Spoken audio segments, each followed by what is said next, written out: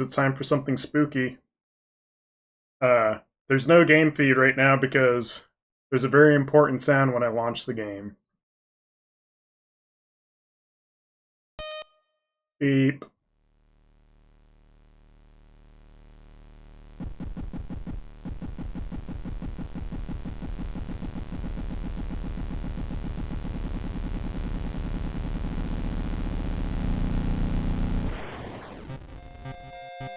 So, I love this game. It hit a lot of itches for me. It's also very different than what I expected when I started it. It's a super cool game. So, I have nearly 100% of the achievements. There's a bunch of different random events you can get. A bunch of different enemies to fight.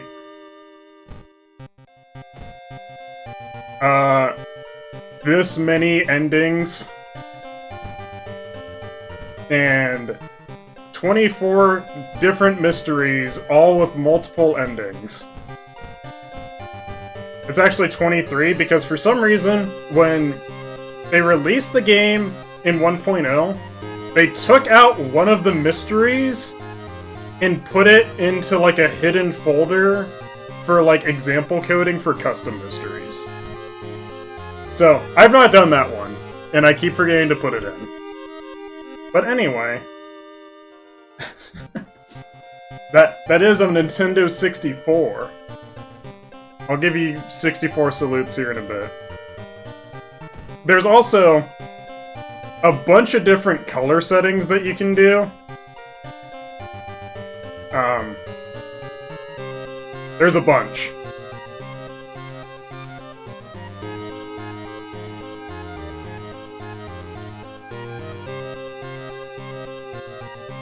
But I'm a fan of Shiva. Yeah, the mood is completely different, but there's something like, I think it's like 85 different palettes. And there's 1-bit mode and 2-bit mode, which changes the palettes even further. But anyway, let's... yeah. I think I just have the unimportant stuff being skipped. I'm just gonna hit quick play. City of Shirakawa, Japan, 1980-something. Something strange is happening in our town. Robed figures can be seen gathering in the woods at night. People are going missing. Disgusting creatures are terrorizing the seaside. The rapid technological progress of the modern era brings comfort, but also new, unknown threats. Old gods, malicious eldritch beings who ruled the Earth eons ago, are awakening as reality starts to crumble. Armed with clues, spells, and your dwindling sanity, you'll investigate mysteries across the city and in realms beyond. An old train slows down and stops at its last station. The end of the world is at hand, and you've finally arrived in the doomed town. The media has been reporting about various people with seemingly supernatural skills. Could it have any connection with the news about stars disappearing from the night sky? So, this is one of the... Every run has a a different old god that can appear, and there's like 10 different old gods. So, this one makes it so one of the lost conditions increases when I cast spells.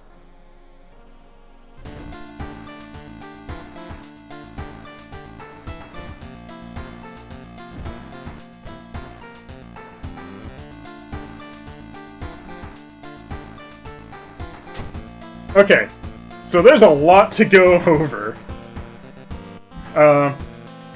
So I'm Mimi, I'm a nurse, so she gets extra knowledge at the cost of dexterity. She also gets some unique perks and starts with a scalpel. And I got a background of having brittle bones run in my family, and I've spent each summer in a cast. So, you start with extra experience and bandages, but you can just get a massive injury anytime you take combat damage.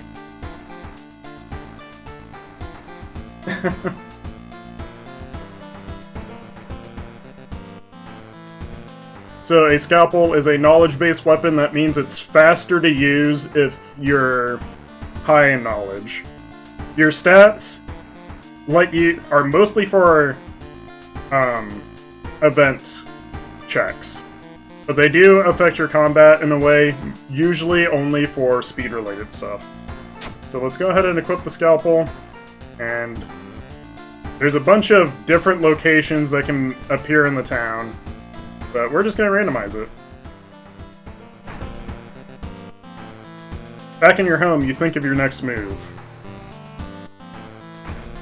Okay, got an empty bottle, so that lets me go take a bath, and I can basically get a 1 hit point potion by filling the bottle with water. And we'll get some stat bonuses. There's a bunch of different stuff that you can do when you're at home. You can open the curtains and see what the weather's like. You can go change your clothes.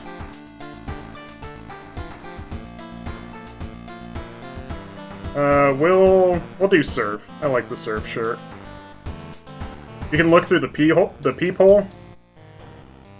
Don't worry about that guy. And through the peephole, Leosh. You can watch TV and find out about how a local dentist has been found guilty of implanting dog teeth on their human patients. Motive is currently unknown.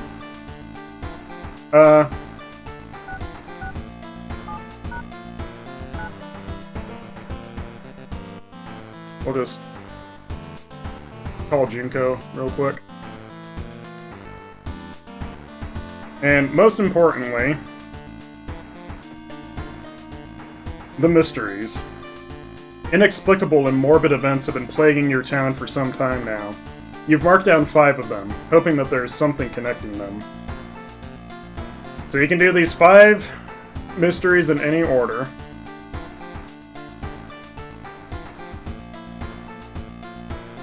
Okay. I wanted to see if there was any one in particular that I didn't want to show off. And they all have different paths that they're going to lead you down. So let's do the curious case of a contagious coma.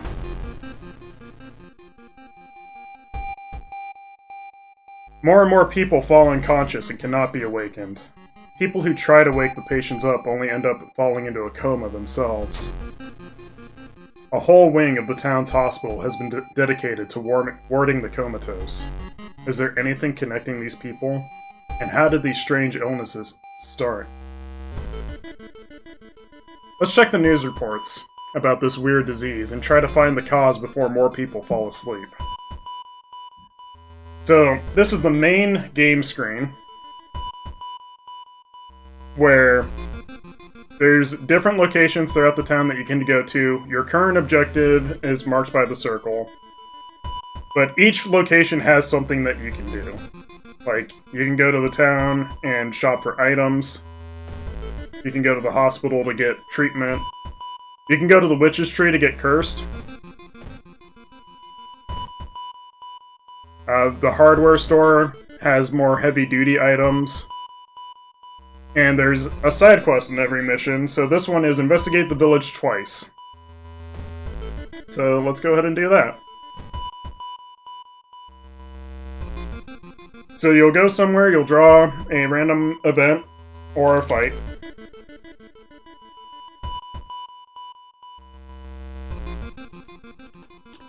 Feeling hungry, you've entered a small local restaurant and ordered the daily special made with today's catch. Just where the hell did those fishermen go? It's normal for shrimp to have legs sticking out of them like that. One bite won't hurt. So, I failed my strength check. Feeling the eyes of the restaurant's guests on your back, you take a small bite of the smelly seafood. It tastes like the sea and melts in your mouth. The restaurant owner nods and smiles strangely. So, I got a curse. So, casting spells raises doom. Every time you go somewhere, you get 1% doom. If this reaches 100%, you lose.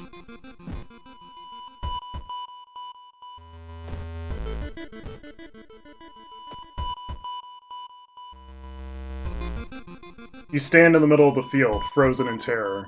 A rip in our reality shows the horrible future of our planet. Seeing the familiar figure looking back at you, you can't help but wonder if it's our world that's just an illusion. Let's enter the portal. You and the figure get closer to the portal, ready to swap places. Lost in time and space, you drift in nothingness until something pulls you towards the light. Deserted temples overlook the giant corpses of the forgotten beasts. With no priest to harvest it, their blood is slowly flooding the valley. So if this bottle was empty, I could scoop the boiling blood, and if you drink that boiling blood, you die.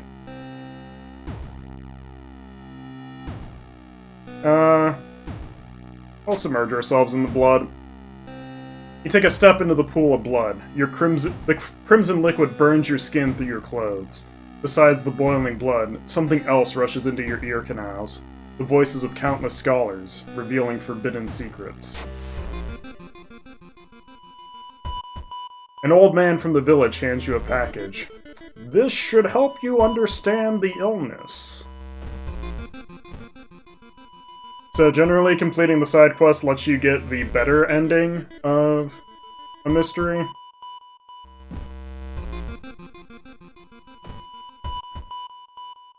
The history club and the school nurse. That sucks that I don't have access to the schoolyard.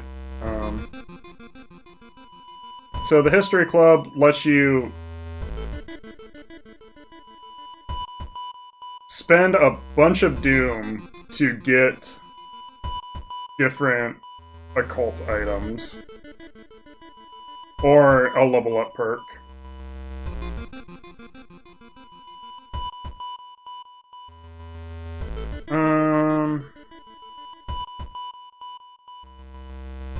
I'll take the Curious Statuette.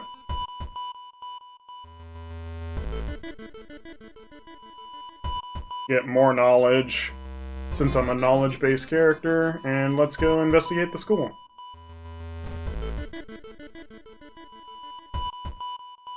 You enter the kitchen. Even though it's abandoned and the lights are off, something is cooking in a large pot. You don't like the smell of it. We don't need a weapon. I'm hurt, so let's look for a first aid kit. Knowledge check failure! I have 9 knowledge! You can't find the first aid kit anywhere. Could it have been moved somewhere else?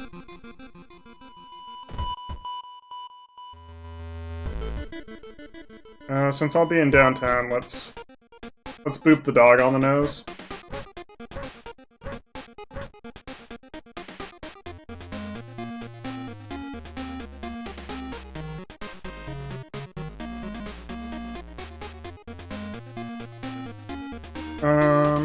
Sure, I'll take a flashlight.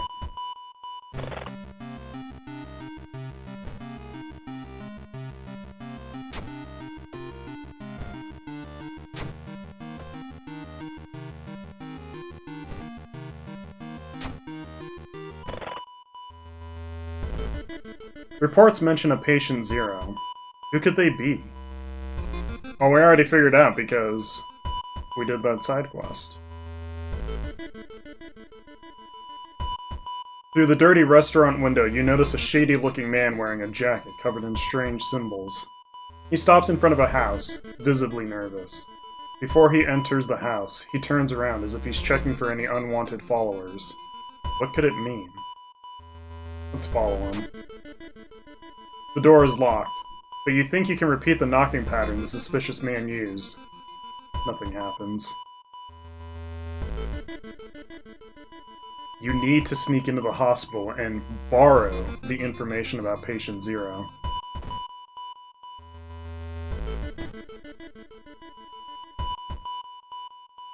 You're stopped by a man wearing a lab coat. He introduces himself as a researcher from Tokyo University, testing a new treatment method that promises to revolutionize modern medicine. Holding out a pile of documents, he tells you he can heal your wounds for free. You just need a sign here. Sure.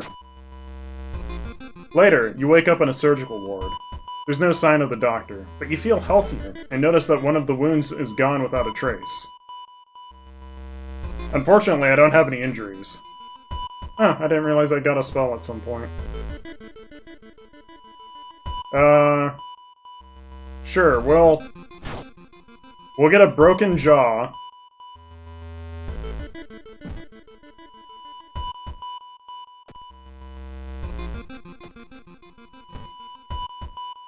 Oh.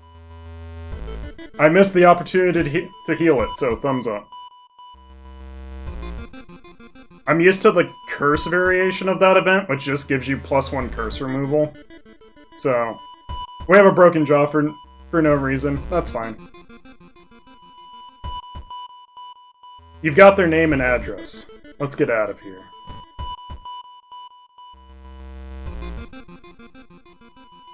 As a part of the therapy, some patients took part in art classes. Some of their work fills you with dread. Patient Zero's house seems empty. You should search it carefully.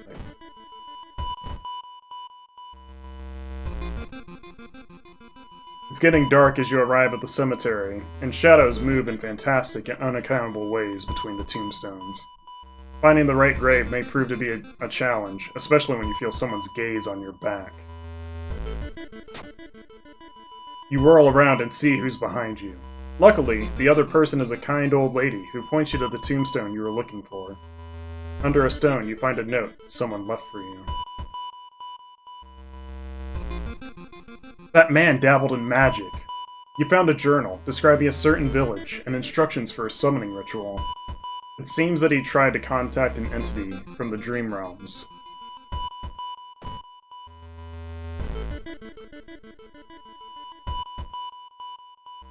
They say a ghost of a heartbroken boy appears on this street at night. Is it just an urban legend, or is there some truth to this tale? You plan to wait the entire night, observing the spot where the supposed ghost would appear, but you fall asleep. You wake up on a cold bench, your entire body aching badly. The quarantine wing is guarded closely. You must find a way to sneak through.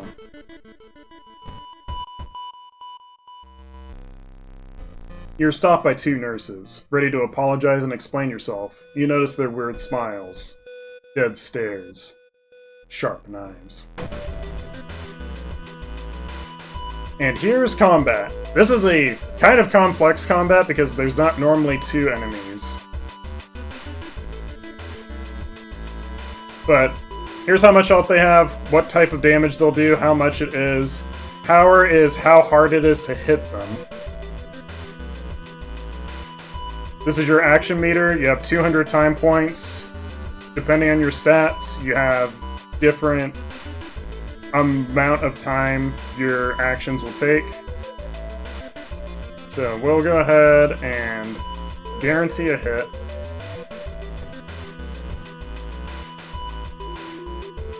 Boost my hit rate by 20%.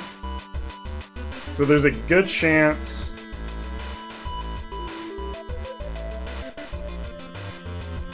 that I just kill Nurse 2 with this. I missed. Yeah.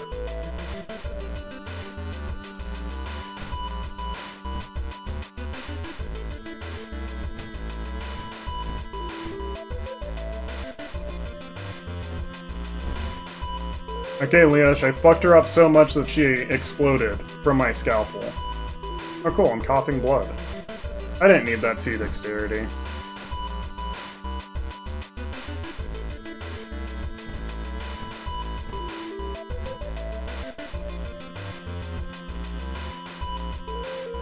Three stamina is a lot, but my dexterity is trash, so dodge takes forever to do.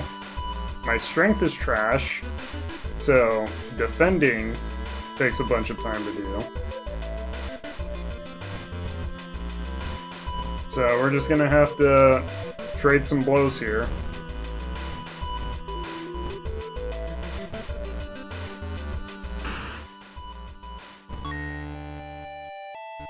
Got a steak knife from them.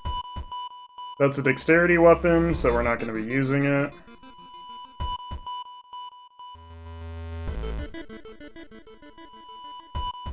There it is. Let's hope you find an answer here. Investigate the quarantine wing. You've managed to sneak through the floor while avoiding the police, and finally reached the quarantine wing, where all the coma patients were brought in. Their pulses are slowly weakening, and their blood pressure dropping. You must hurry. So, if we investigate, we find out that everyone is dead. But, since we have the Dust of Seeing, we can use that. And following the old man's advice, you throw the Dust of Seeing in the air. It reveals weird, elongated monsters hanging from the ceiling, one above every bed. Each creature is connected to a patient with an undulating tendril. As you try to process everything, one of the disgusting creatures raises its head and looks in your direction. The creature causing the contagious coma plaguing your town has taken notice of you. You must defend yourself or perish.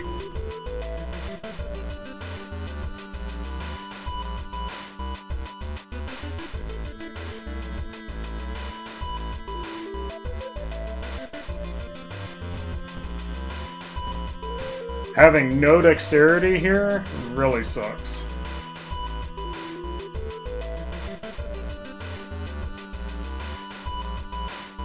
And I'm only able to do 8 damage a turn. I can't cast spells because I broke my jaw.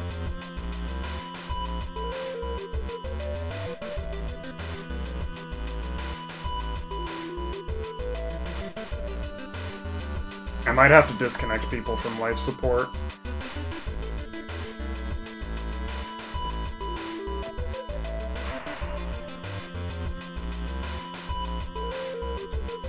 Because I get 3 more turns.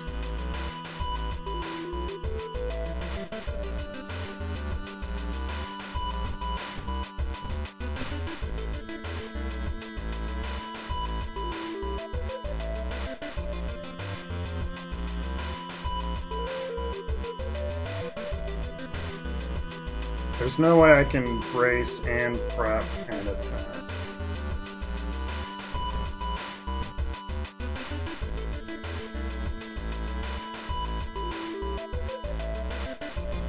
And life support takes all my time.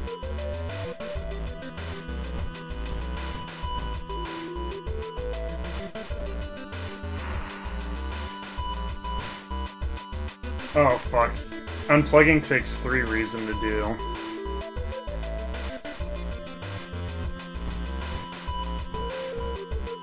This should work. Because this will put me negative, but I win and solve the case.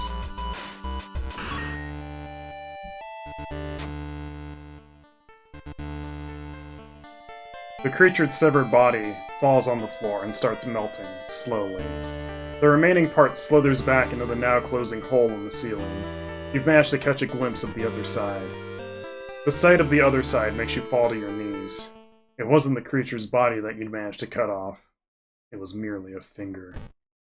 Shaken, you sneak out of the hospital. One thing is certain, though. It's the end of this weird illness.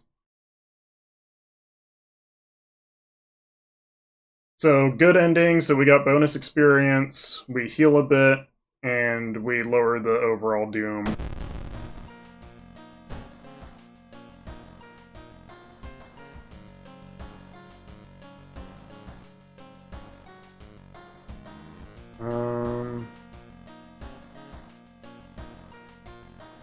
I guess we'll get +1 luck, and get some strength.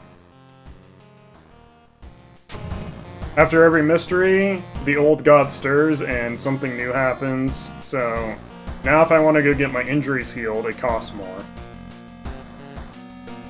Because a weird epidemic keeps staff at the hospital busy. skipping the line will cost you more. Are these both minor injuries? Good. So let's go home. We get a key for solving the mystery. Take a bath, fill the bottle of water. Heal with that. Restore some reason with a cold bath. Hit the light switch that does nothing.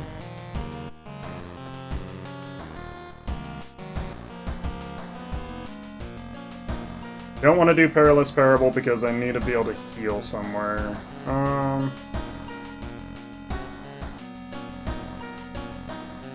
Yeah, we can do Freaky Feature of found footage.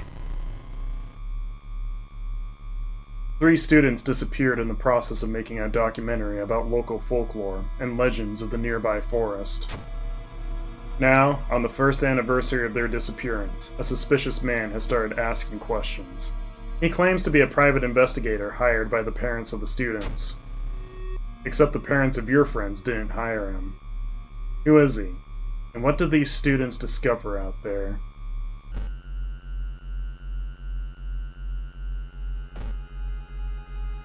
We'll go to the school nurse real quick and get all of my... We'll get my coughing blood and my broken jaw just fixed up by the school nurse.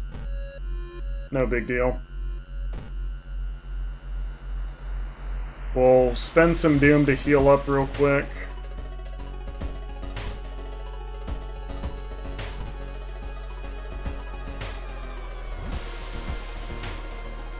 Three students disappeared in the process of making a documentary about the local folklore. Maybe you'll find a clue about their last known whereabouts in the school's newspaper. But there's also a witch story. So if we investigate the mansion twice, we'll find out more about the witch's story.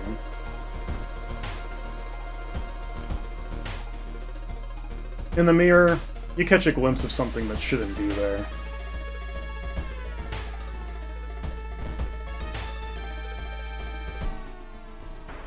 Suddenly, a wall before you withers and falls apart, revealing a hole-ridden monstrosity.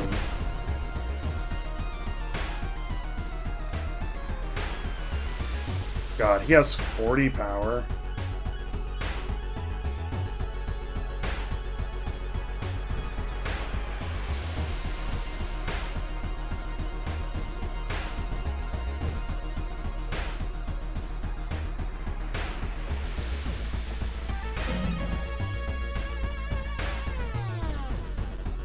So the great thing about Hole-Ridden Thing is he has a chance of putting a curse on you.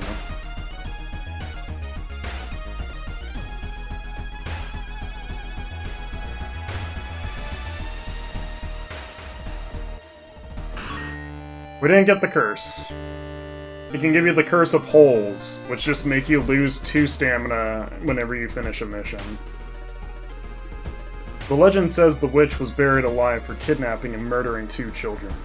It points you in a specific direction, potentially saving you some time.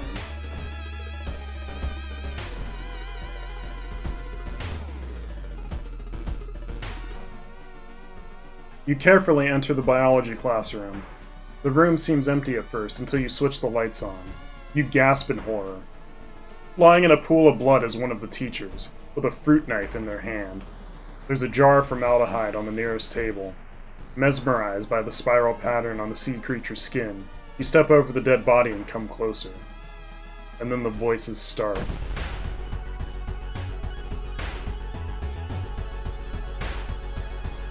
So one thing you can do is you can observe the enemy, and that gives you some lore on them. A body of an unknown sea creature floating gently in a jar of formaldehyde.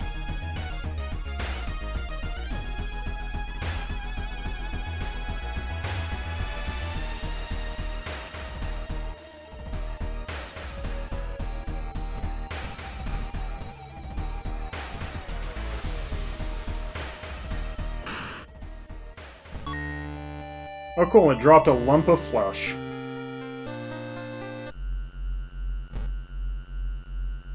You can eat this lump of flesh to heal 5 points. It's undulating slowly. It's slimy and smelly. What is it? It's pulsating slowly in your hand. The notes mention a village not far from your town. You decide to take a bus. Getting closer, you can't help but notice a large number of trees that have suddenly died. What happened here?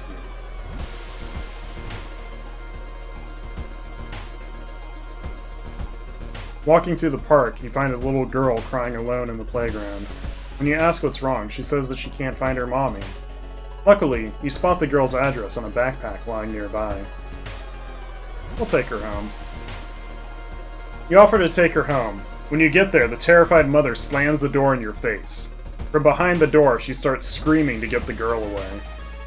The little girl calmly tells you that she can take it from here.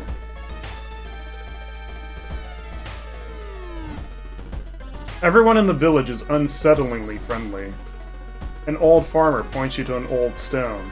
The missing group supposedly started their forest trip there. My reason's pretty low, so I'm going to rest again real quick.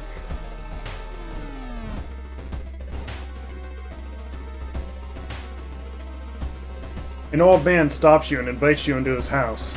You follow reluctantly, only to be amazed by the number of dusty old sorcery books inside. I can teach you a thing or two about magic, he says. Don't worry about payment. I'm sure we'll work it out in the future. It was a complete waste of time. The senile old man was a bore and had nothing interesting to tell you.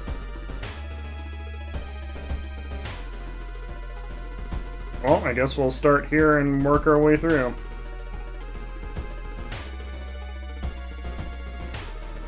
Looking back one last time, you continue deeper into the woods.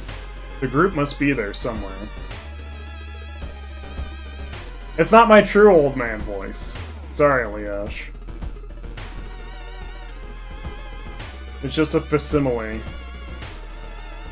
In the forest, you hear faint whimpering in the distance. When you find it, you discover a wild dog caught by its hind leg in a bear trap. The dog growls menacingly when you get closer. We gotta help the dog. You free the injured dog. The dog follows you. Woof woof. Attack dog barks knowingly. Attack dog is wagging its tail. Attack dog looks at you as you pat its head. So yeah, you can have people that follow you around. This is one of the best ones because he just gives you +1 damage to everything you do.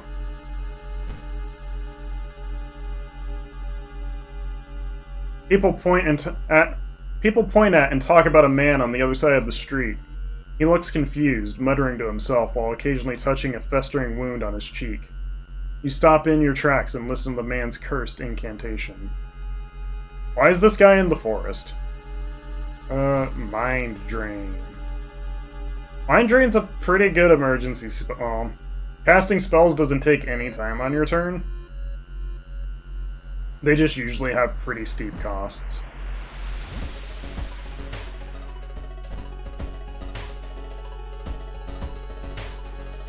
Your friend has asked you to meet them at a secluded location. Getting there, you find a telescope with a note signed by your friend. The note tells you to look through the telescope. Curious, you check it out. You don't see anything at first. Then you notice it. The bloated body of Atheolus is getting closer. All the paths look the same. Are you lost?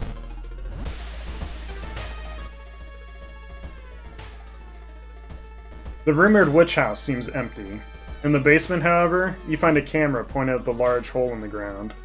On the table next to the camera, you see 3 cassettes, each titled after one of the missing friends. Then, you hear a curious sound coming from the hole. You kneel down and lean forward to see what's inside the hole. It takes a while to process what you're looking at. It's a gigantic eye, staring right back at you. Hypnotized, you continue to lean in, feeling weaker and weaker as the gargantuan beast lures you in. At the very last moment, the suspicious tall man grabs you by the collar. He explains he is part of a cult protecting the house and the mysterious entity below it. "You've got a bigger purpose than to die here," he says before knocking you out. You wake up a few hours later on a bus heading back to your town. The forest is restless.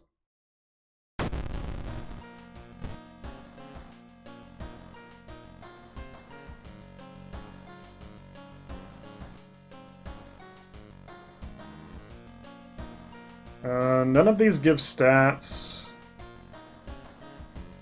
I guess I'll regain 1 stamina for all successful event skill checks, and we'll raise our strength some more. The imposing shadow cast by the old lighthouse is getting longer each day. So now the final gauntlet is going to be longer.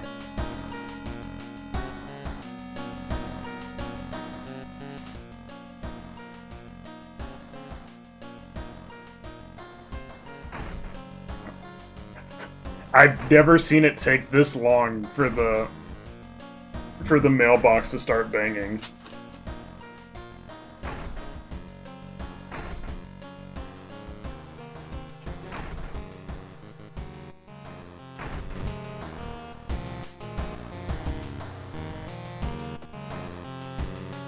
Okay, we'll heal up a bit. My health is actually looking pretty alright. My Doom could be better. 46%, only 2 mysteries in is not great. But... okay, I'm not even going to be able to do the good ending for Crimson Cape because I don't have access to the schoolyard.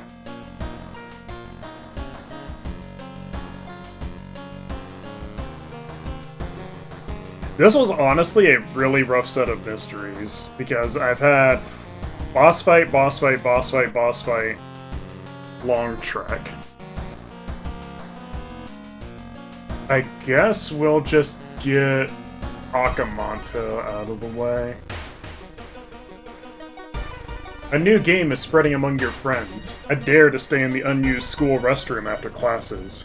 A dare to meet Akamanto. What was originally harmless fun has turned deadly. The body of a boy was found last week. The school principal has banned the game, but that's only made it more popular. Akamanto must be stopped before another kid is killed. One of your friends says he doesn't believe in curses, and he intends to complete the dangerous dare.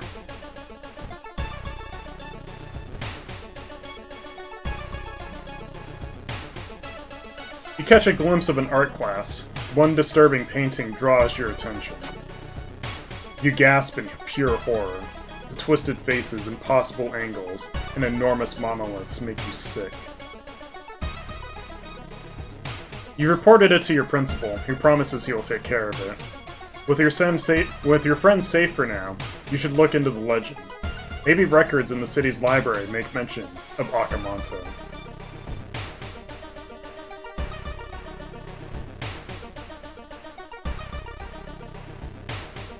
Dark forces scheme against you. You don't know who you can trust anymore.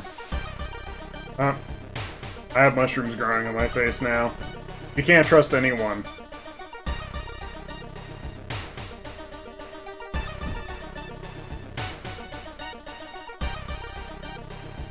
You read a story about a vengeful samurai, known for wearing a crimson red cape.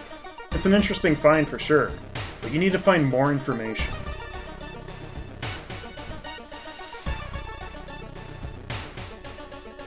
A tall woman with an unsettling face and twitching lips stops you. "I'll be your new biology teacher. Could you help me move some stuff to my new office?" The creepy substitute teacher hands you dusty old biological specimens. The rancid smell of formalin almost makes you drop the jar. Should fetuses have so many legs?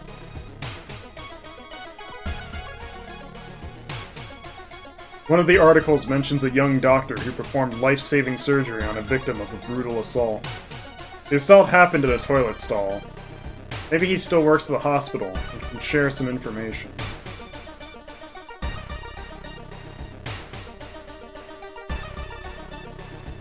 You find yourself in an old, unused part of the hospital. You take a deep breath. The disgusting smell of thawed remains still lingers in the room. It used to be the hospital's mortuary, where doctors determine the causes of death. Search the cabinet. Found a sewing kit. Cool. Something flashes in the corner of a dusty drawer, and you reach for it. It's a sewing kit, which may come in handy later. You learn that the doctor suddenly left the hospital after the latest murder, taking all of the records with him. Why would he do that? That's not the only bad news. Your friend didn't come to school today, and another body has supposedly been found.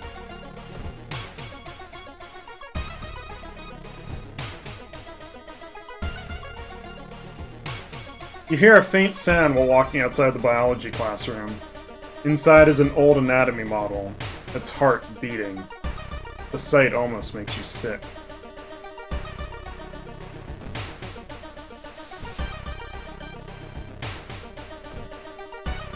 The principal has ordered the school to be closed down for the investigation.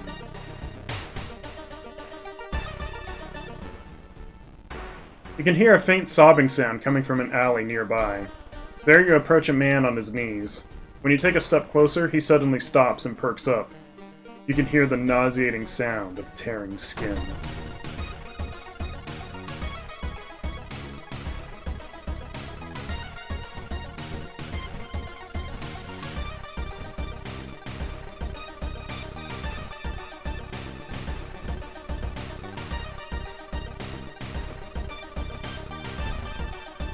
So I believe Glued Corpse is the zombie of a man that cheated on his wife. So, thumbs up.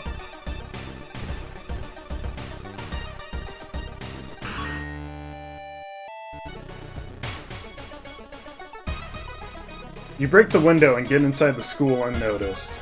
The cursed toilet is located on the 3rd floor. Get over there.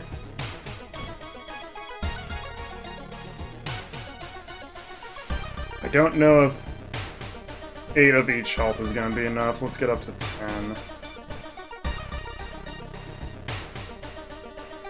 You stumble upon the computer room. This is a good opportunity to check the school's database to look for anything that might help your investigation. You find a curious text file containing occult instructions. You delete it, preventing anyone from trying it. There's no turning back now. You step into the last stall and close the door behind you. Investigate the cursed toilet.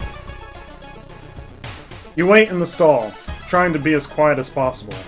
Suddenly, squish, squeak. You hear the sound of rubber boots as an unknown liquid drips on the tiles. Squish, squeak. You can see the top of his head. He's taller than any man you've ever seen. Squish, squeak. The door slowly opens. A masked man dressed in a red coat, clearly too tall for the ceiling, emerges from outside. Tell me, his voice sounds like a faulty radio, would you like red paper or blue paper? I'll take red paper. The tall man in a red coat takes out a butcher's knife and stabs you in the stomach. Blood splatters on the stall's wall as you rush to the door. You hear a click coming from the door's direction. You're locked in here with this crazy man.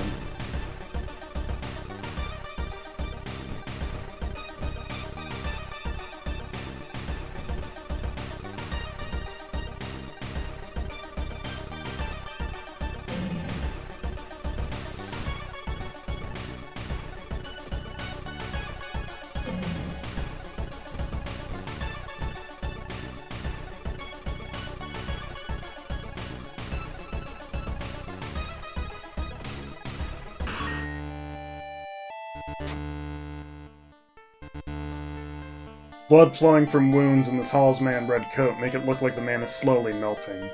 You hear cackling coming from behind the mask and faint, and when you wake up, he's gone. Somehow you know he'll be back in another stall, another school, another city, continuing the horror.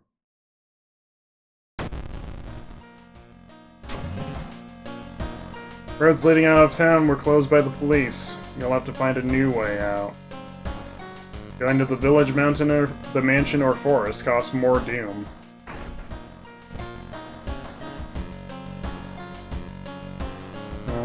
Item storage. Let's put the medical kit away real quick. What does Crestfallen Mask do? Minus 10% doom. Yeah, I'll wear that.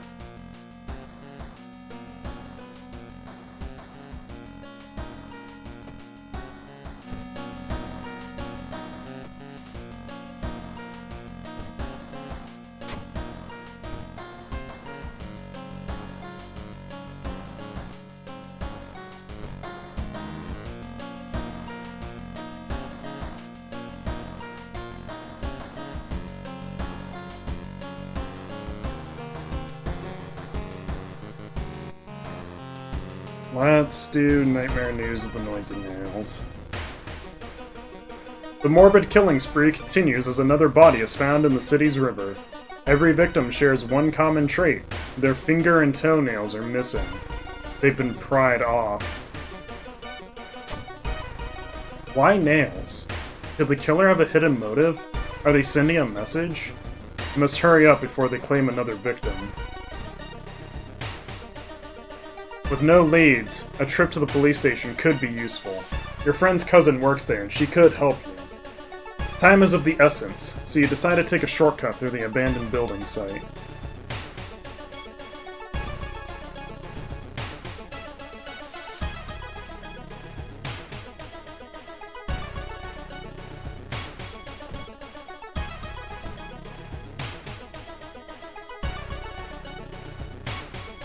In the morning, you usually only remember glimpses of your dreams. You know two things. First, they are always both terrifying and inescapable. Second, the man from your nightmares is standing on the other side of the street, looking for you. Getting closer, you start panicking as the situation starts to resemble your nightmares. Finally, you reach the breaking point and run into fear.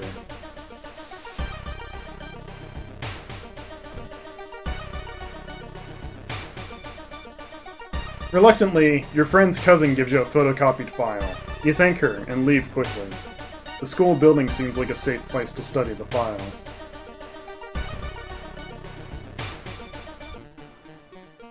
Ritsuko-chan was the most promising athlete in her school. When she suddenly disappeared, the case was quickly closed without any suspects. Today, she has finally dug herself out.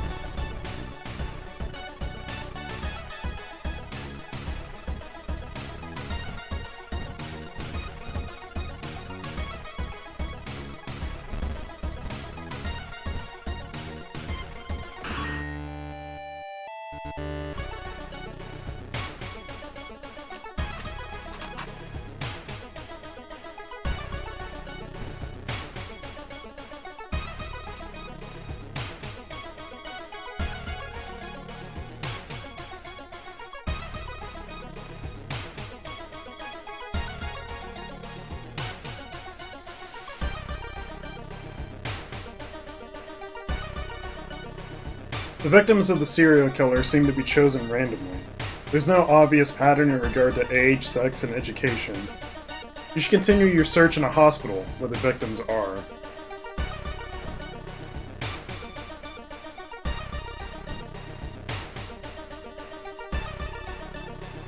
You're stopped by a tall man wearing a dirty kabuki mask.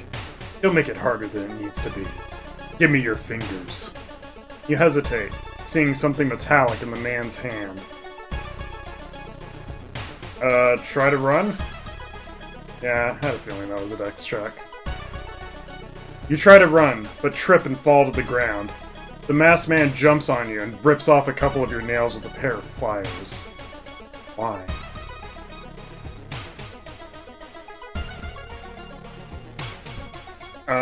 Let's eat that lump of flesh. Oh, cool, I got holes.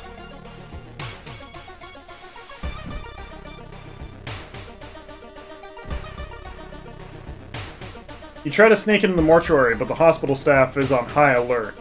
You decide to wait here a bit. Maybe you'll manage to find a way in.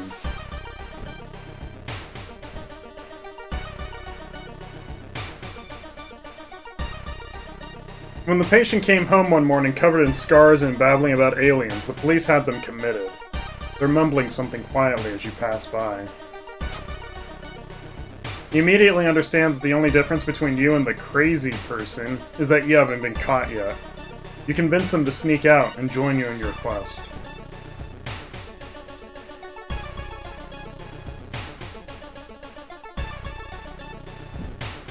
I'm glad that they just had a nurse put into the psych ward.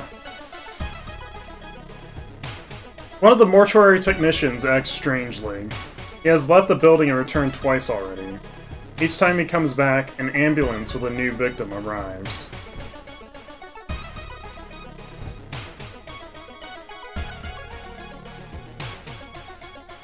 On your way to the next destination, you stop the tall man wearing a dirty kabuki mask. I think that's supposed to be you spot. He is talking to a woman and slowly reaching into his pocket. Alert the woman. You decide to act quickly and run between the pair, screaming. The panicked woman flees, but the masked man grabs you by your neck. Before he can protest, he takes a pair of pliers out of his pocket and rips off one of your nails. You notice that the man keeps his hospital key in a back pocket. If you could steal it, entering the hospital would be much easier.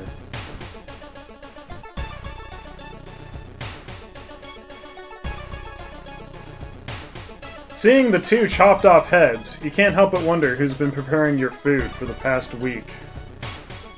Occult notes. The notes lying nearby tell of an ancient civilization and unspeakable horror. You've managed to learn an incantation, but the horrifying image will stay with you for a long time.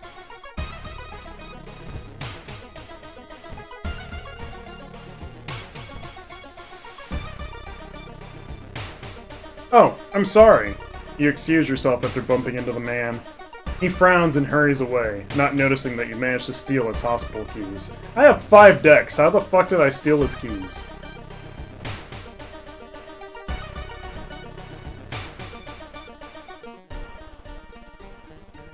They performed countless dissections to find the answer. Instead, they found it. Okay, so this is a ghost possessing a mannequin. And ghosts are incorporeal. You can't hurt ghosts. So you have 2 options for ghosts.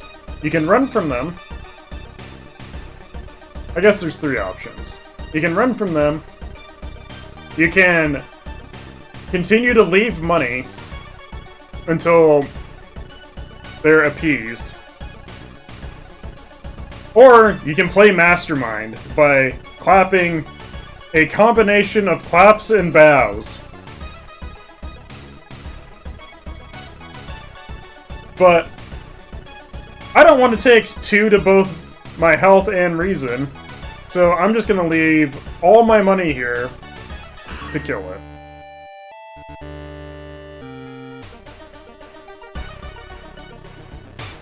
It's getting dark and the suspicious man has not returned yet.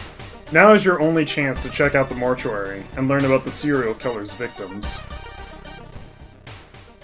Using the hospital key, you've managed to enter the mortuary floor unnoticed. The hospital floor is eerily quiet. You prepare your weapon, wondering what's going to happen next. The whole room has a pungent, irritating smell you can barely stand. All the dissection tables are empty, and you're afraid to think where the bodies are now. You must hurry up before the suspected killer returns back. The masked man jumps from behind the door, and you barely dodge his blade. I can't let you leave this room. Are you going to become his last victim? Kabuki Killer, the desperate father.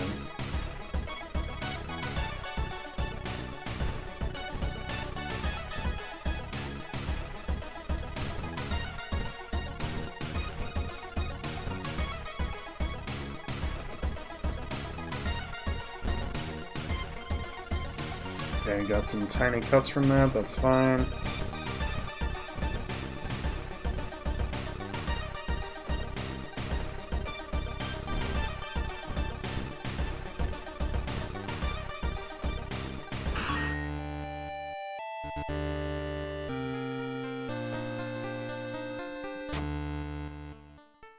The dreaded Kabuki killer finally falls to the ground, dead. You alert the hospital staff, and soon the whole floor is swarming with police. After a brief interrogation, you're free to go. 2 questions still remain. What did the killer do with the nails of his victims? And who broke the mortuary's window and fled before the cops arrived?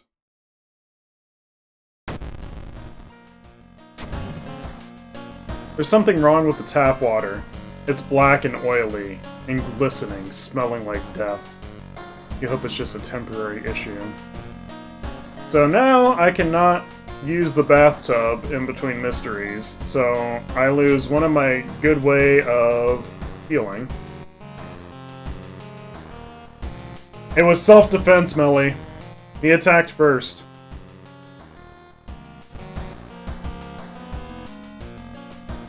So yeah, not allowed to do anything. They still didn't fix the water problem. It is black and oily and glistening. No way you're going to wash yourself in that. But I managed to keep my doom down. So, in theory, I could heal up by resting. But, this last mystery takes me to a completely different map.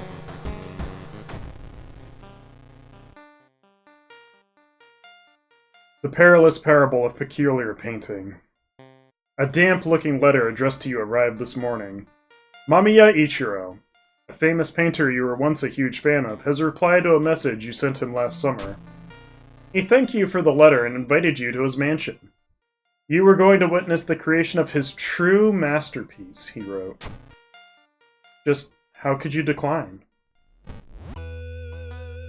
You finally arrived at the mansion's gate. You are afraid you will never be able to remove the lingering musty smell of wetlands from your clothes. Now, where is everyone? So I'm going to... I thought that was the sewing kit. I guess I'm going to heal myself for 3 and get a random injury. I got frostbite. Thumbs up. Let's do it one more time because I'm gonna need the health. And a dislocated shoulder. -1 max stamina is fine. Frostbite. I'm not really using my strength right now. And tiny cuts doesn't do anything. Okay.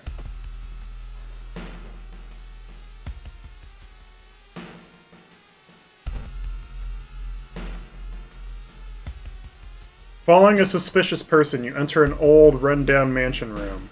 It stinks like spoiled milk, and has only 2 doors, one of which you came through. You can't see the strange man anywhere. Let's search the room. There's nothing really important here, but you think you might be able to use the item that you do find. There is an energy drink. Hopefully it's not what was smelling like spoiled milk. You continue your search.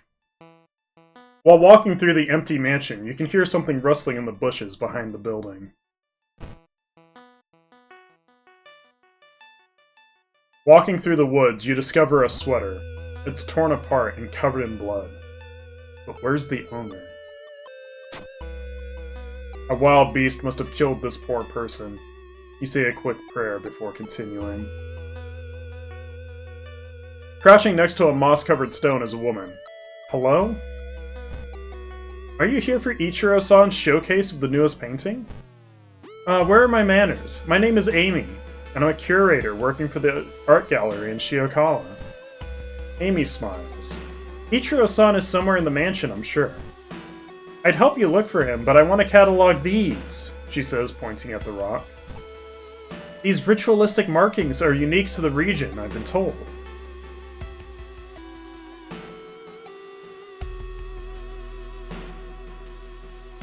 So, we can stick with Amy for one route, or we can go off on our own thing for a different route. But let's stick with Amy. A wet splash behind you makes you stop. You slowly turn around to see a young girl sluggishly walking in your direction. In her eyeball, there's a swarm of disgusting worms. One of them falls to the floor with a wet splash.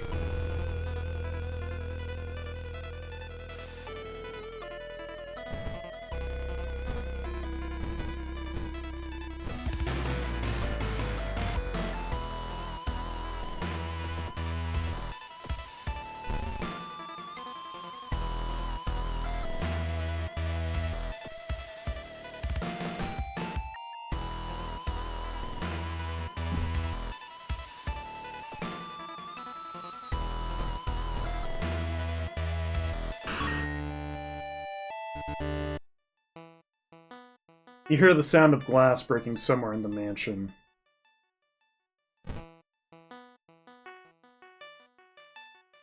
You find a heavy tome wrapped in moth-eaten black velvet in an old locked cabinet.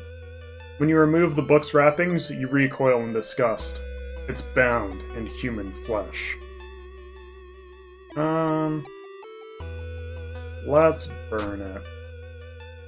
You may never know what's inside the hideous book, but that's a good thing. There are countless paintings hung on the walls of this mansion. All of them show alien landscapes and weird humanoids dancing around in circles. You don't recognize any of them, but the technique used is unmistakable. Ichiro-san painted these.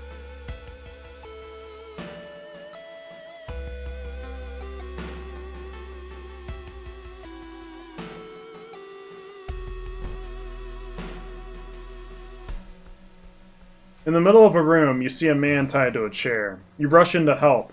When you remove his gag, though, the man starts shouting curses and ancient prophecies. You fall onto the floor, your mind flooded with unspeakable images as the man slowly stands up, completely ignoring the chair he was seemingly tied to.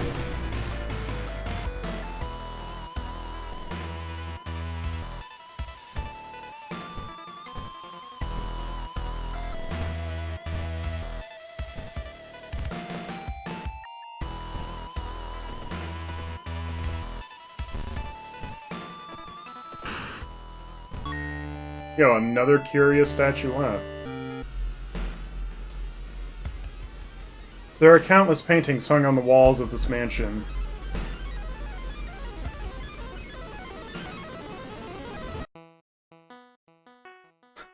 Yeah.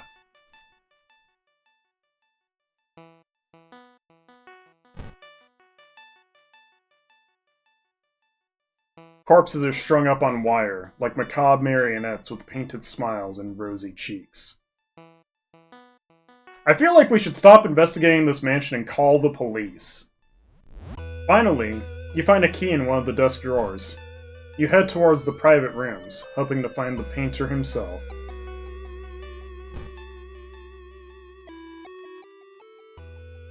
There's a local legend about a heartbroken seamstress. One stormy night, she broke into a local inn and stitched the unsuspecting guests together. Her final gruesome artwork. That's just a legend, right?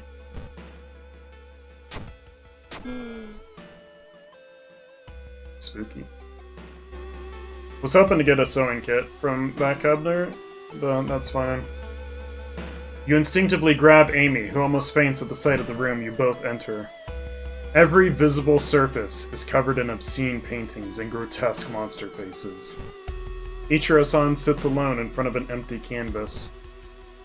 He smiles when he notices you two. Ah, my biggest fan and Miss Amy are both here. He stands up and comes closer, looking at you from behind his dark glasses.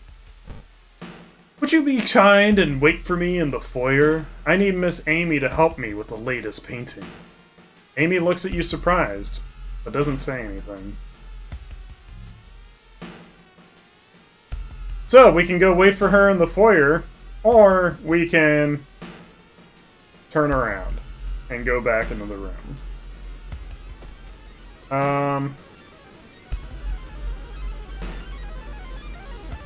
Should be fine to stick with her. Oh good, I leveled up right before this boss fight. All combat moves deal an extra point of damage. Yeah, we'll take that. And we'll raise my dexterity. No time for this bath. No! You can't leave Amy with that creepy man, no matter how famous he is. You quickly go back to the room and gasp. Ichiro-san prepares to stab the unconscious Amy. He looks at you and smiles. You can't stop my work now. The painted monster reaches out from the canvas and grabs the surprised Ichiro-san by his neck. No! This is not what was supposed to happen! The painting. His ultimate creation.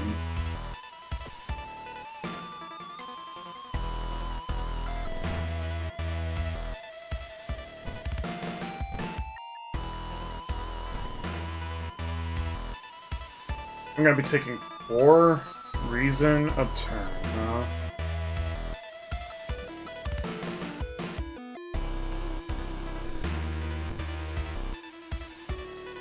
If I brace... I only get 6 damage through.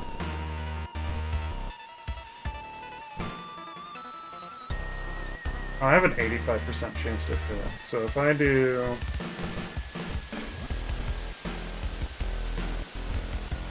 If I do that, that's potentially 20 damage in a turn.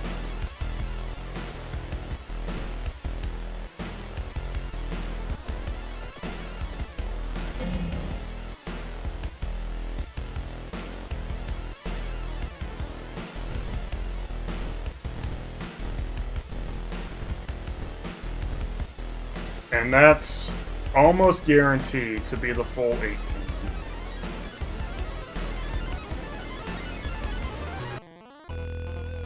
But to play it safe, let's Mind Drain him. 5 damage, regain 2 reason, -1 max reason.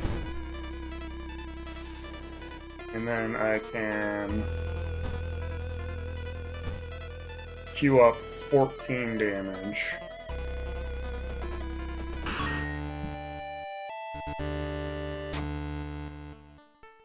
You've managed to finally defeat that horrible eldritch being, and destroy the canvas it used as a portal. Suspecting the eldritch being will use other canvases to return, you and Amy both take the time to burn every painting in the mansion. Hopefully, Ichiro-san's legacy will soon be forgotten.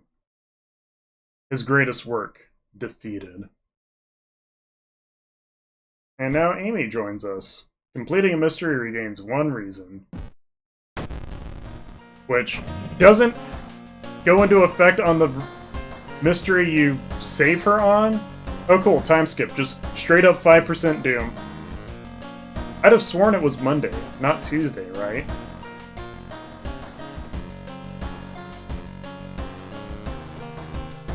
So, let's go home. We get the final key.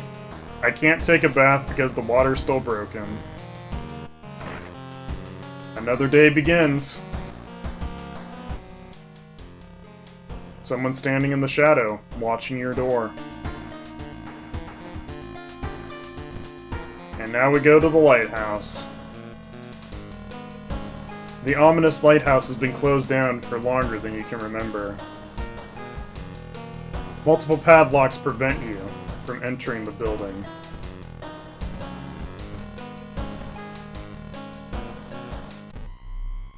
You finally made it inside the cursed lighthouse. Your gut is telling you 2 things. That whoever or whatever is behind the weird events must be on the highest floor of this place, and that you should run away from this place as far and fast as you can. You're afraid there won't be a way back once you start climbing these stairs. Oh, let's use this sewing kit. Let's drink this energy drink. We'll take the curious statuettes.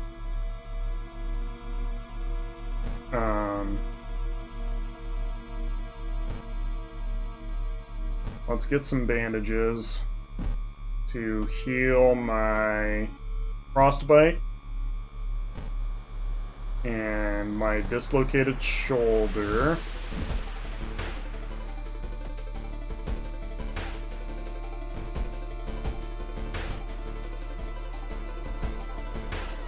Grab the steak knife. I'm pretty safe to just rest up to like 80% doom.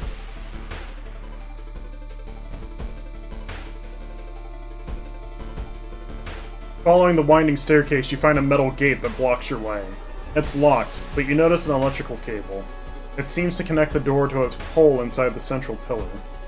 If there's a switch inside, you'll have to risk getting cut by numerous glass shards and knives. Not enough dexterity, darn. You can feel the sharp glass ripping your flesh as you search for the switch.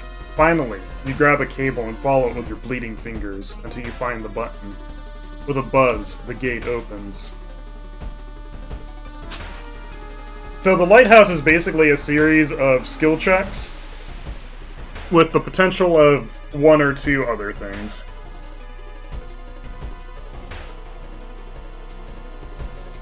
Yeah, if only we had more energy drinks.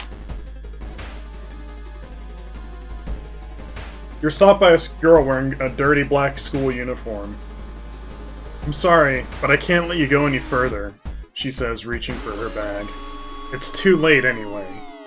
You instinctively take a step back when you notice a knife in her hand. You have to think fast. You try to talk her into allowing you to pass, but suddenly, she raises the knife and slices right across her own throat, nearly decapitating herself. You carefully step over her body.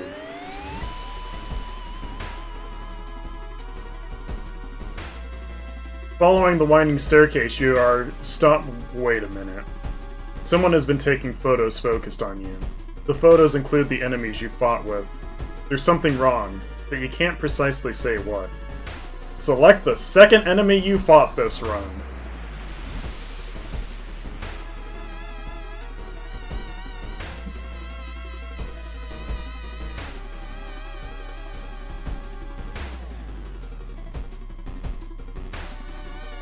Whole-ridden thing was in the mansion, which would have been when I was investigating the found footage. The first thing I fought would have been the nurses. So the second thing I fought would have been Dream Devourer. You rip the photo. Underneath it is a tiny button. You press it in. With a buzz, the gate opens. Climbing up the winding staircase, you're stopped by a masked man wearing an expensive suit. "The rules have changed, kiddo," he says, taking the jacket and the mask off. Nothing personal, really. "Okay, Takashi-san, the ultimate opportunist. I'm gonna beat your Danganronpa ass." Attack him 3 times with the scalpel. And then...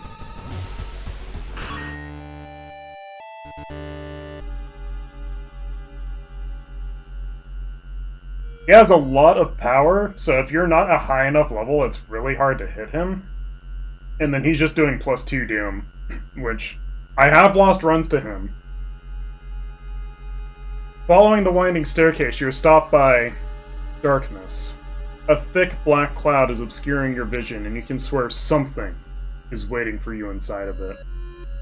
So, since I have a flashlight, I can light my way. Otherwise, I would lose 2 or 3 reason. The light source seems to somehow repel the darkness, and you continue to climb the staircase. Safe.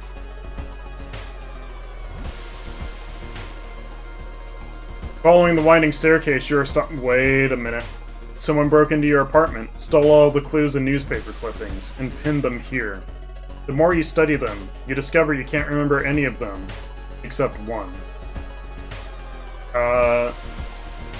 Freaky Feature of Found Footage was the one I did second. The dark clouds swirl around the lighthouse. Did you arrive too late?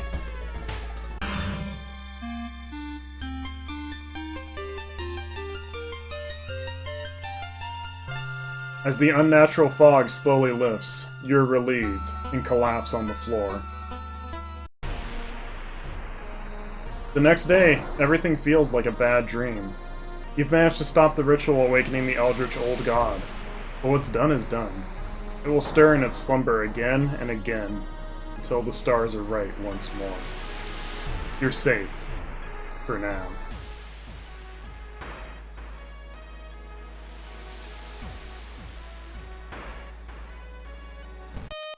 Beep.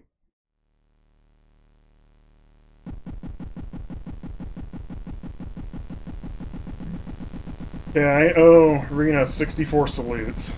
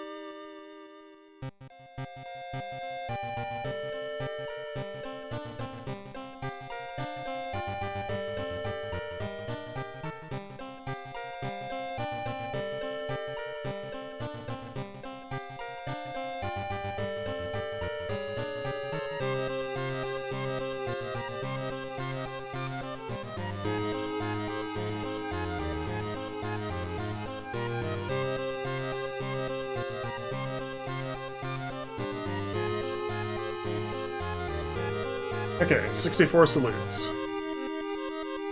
I'll do one more run, but this time I'm gonna customize the playthrough.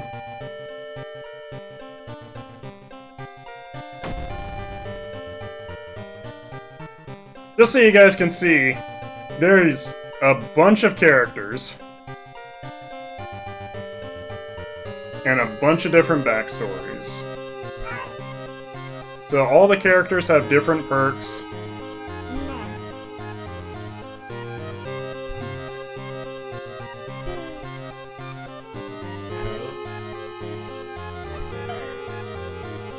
Mimi's who we just played as. I think Mimi's one of the better characters. She starts with a gun, which are really difficult to use but incredibly powerful.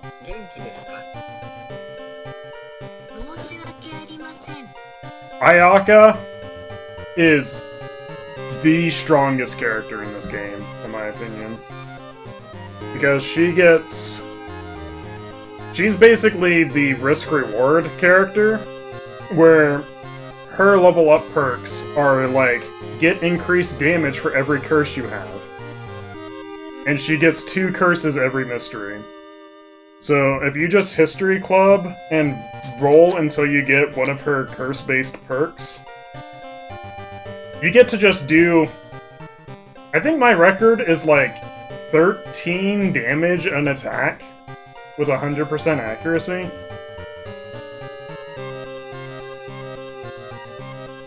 She's insane.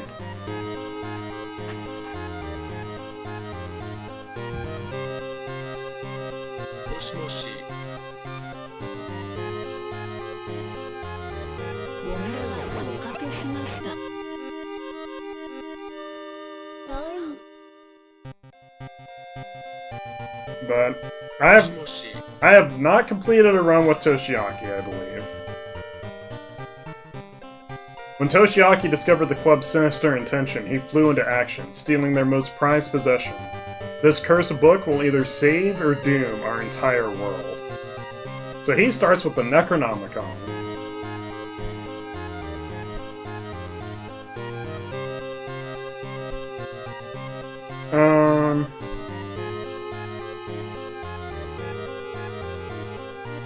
We'll do a random backstory and hope I don't get screwed.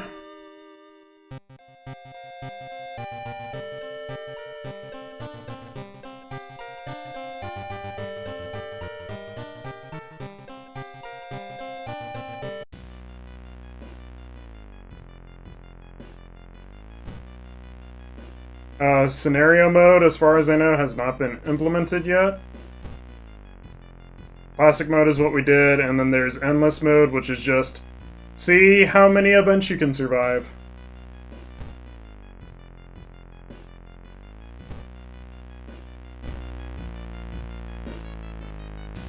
And there's I think these are all the different old gods that you can choose from. So we just had Athiolash, the Towering Eye.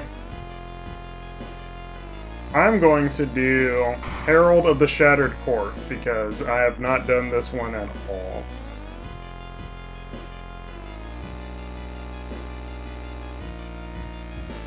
The court has begun to organize its next magnificent ball. Everyone from Shirakawa is invited, and everyone will attend, willing or not. Completing a mystery triggers an additional Old God Stir status. It is my pleasure to invite everyone to the most magnificent ball of your lives. And the last one.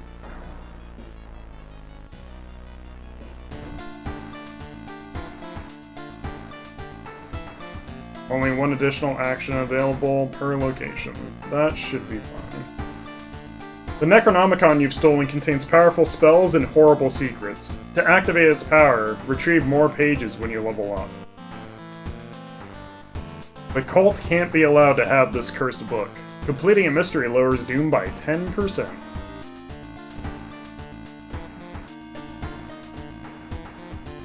Okay, don't start with any weapons or spells.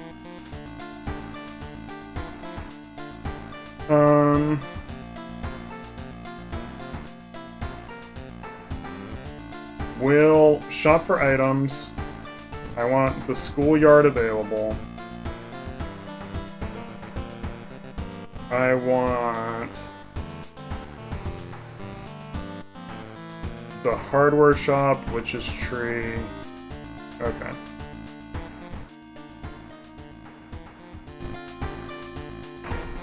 Get an empty bottle. Light switch still does nothing. Is it going to rain?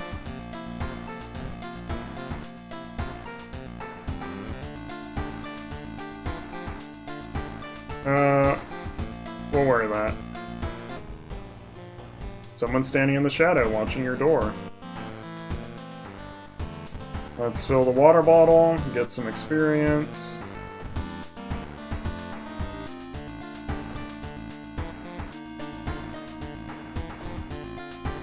A minor earthquake in the seaside region has revealed an entrance to a partially flooded cavern system. Local scientists believe some of the corridors could be man-made.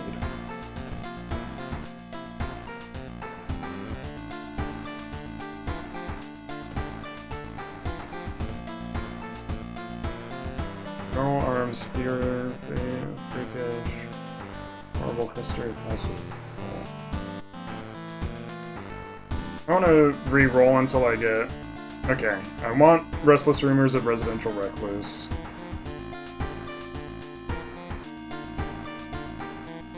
But that's 2 repeat mysteries. I do really like Bloody Brief and Restless Rumors, though.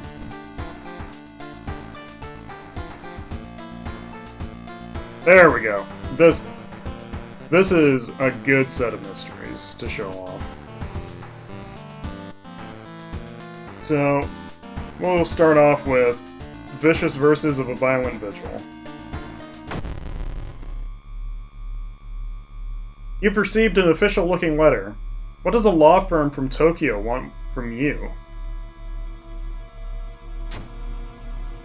We regret to inform you of the passing of our client and your grand uncle.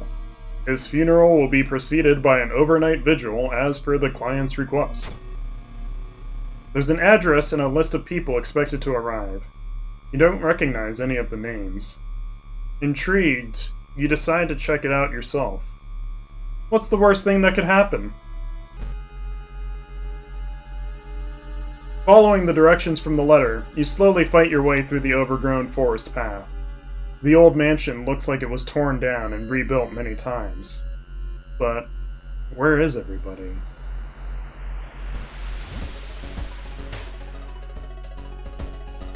Corpses are strung up on wire, like macabre marionettes with painted smiles and rosy cheeks. It takes you some time, but you manage to find someone. Is that another guest? You should ask them what's going on in here. A pair is standing next to a window. The man is muttering something to himself, while his wife is observing you with her unnaturally bulgy eyes. The body is laid in the master bedroom. You should pay him your respects.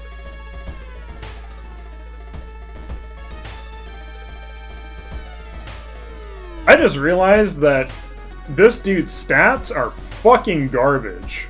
Holy shit. Wowzers, okay. Thanks, Susie.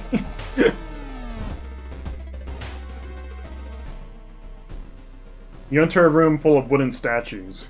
You're amazed by how realistic some of them look. So realistic, in fact, that you could have sworn one of them blinked.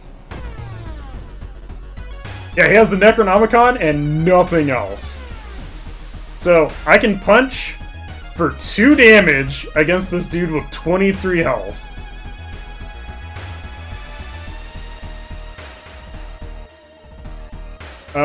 We're gonna run.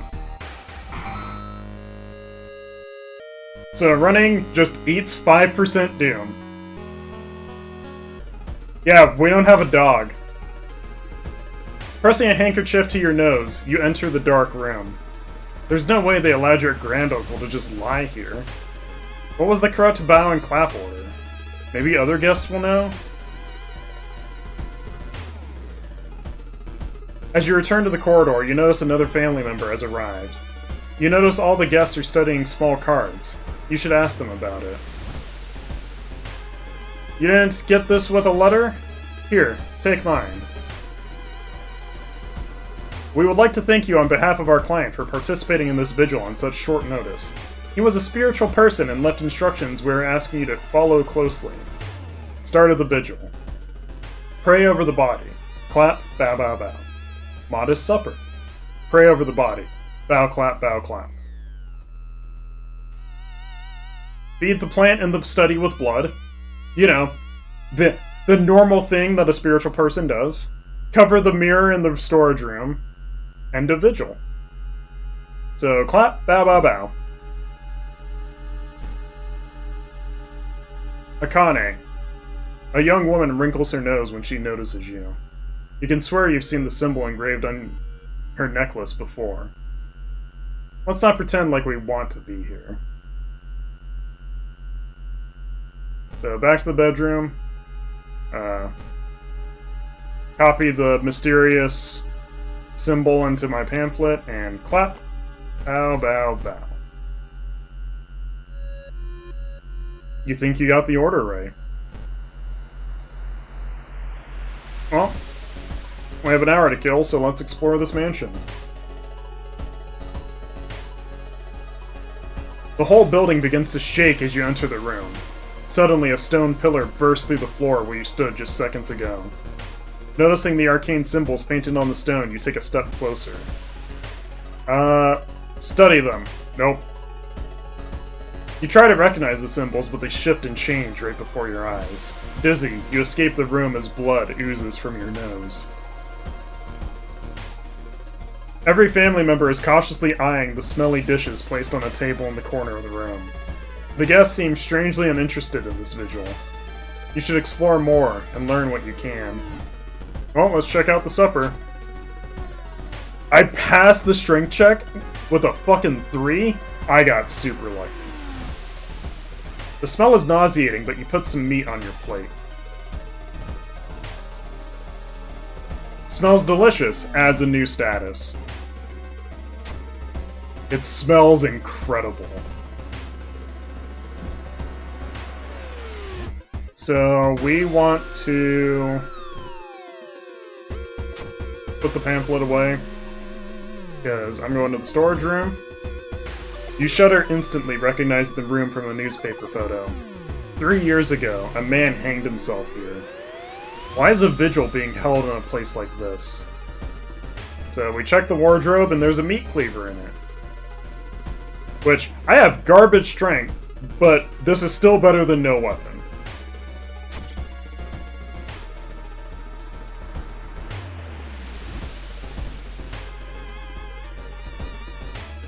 Pressing a handkerchief to your nose, you enter the dark room.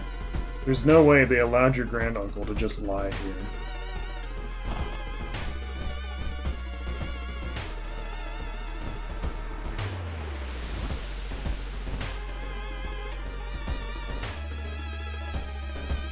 As you glance around, you notice that more and more people are wearing strange masks, unlike anything you've ever seen before. As you turn to your friends for reassurance, you notice that some also wear these eerie masks. Their voices sound muffled and distorted, and you can't shake off the feeling that they're not quite themselves.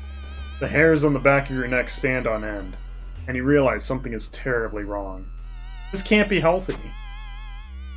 What are they protecting themselves against? You take a deep breath and the air around you feels heavy, as if it's thick with an invisible poison. You cough, and your eyes begin to water. The world around you is not as safe as you once thought. It's midnight. You should go and pray.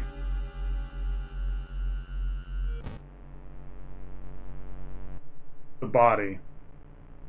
It's missing. Where is everybody?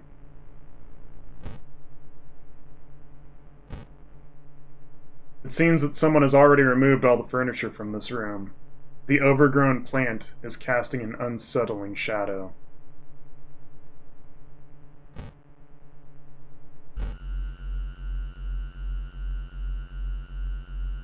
In the mirror, you catch a glimpse of something that shouldn't be there. You manage to find one of the guests. They're shaken, but otherwise safe. You both decide to get the hell out of this place. But the door is gone. This reminds me of one of my books.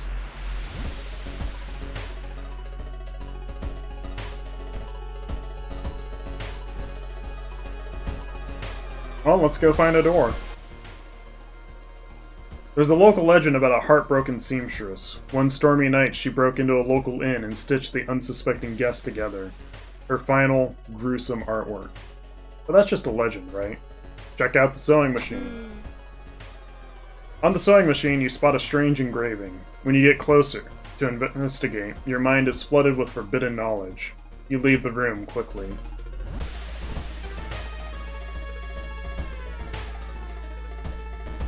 Interesting. Converts all combat stamina damage taken into extra doom.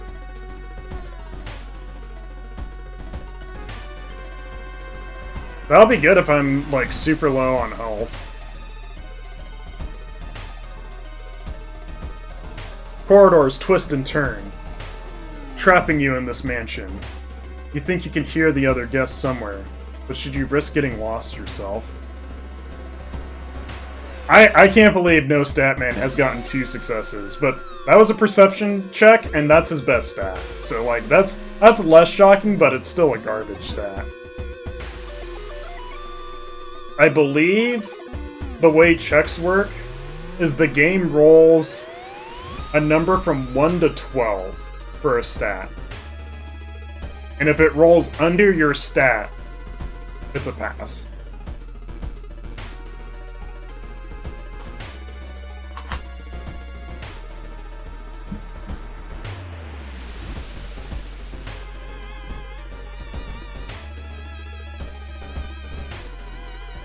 Kill them.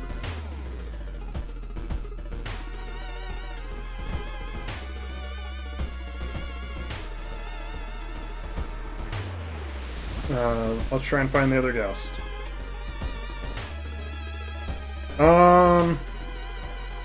Fuck it, let's read it.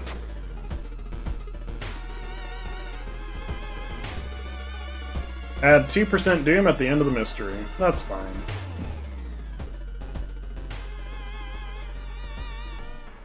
This is why you don't read the mysterious books.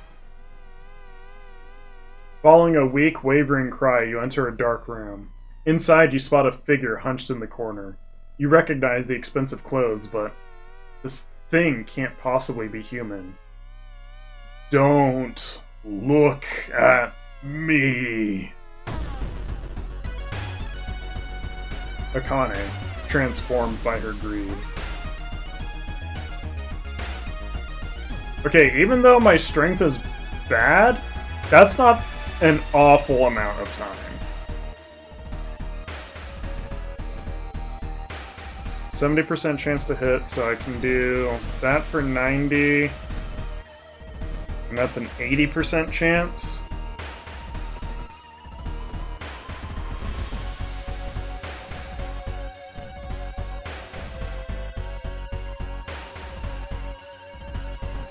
Yeah, let's just get the guaranteed hit.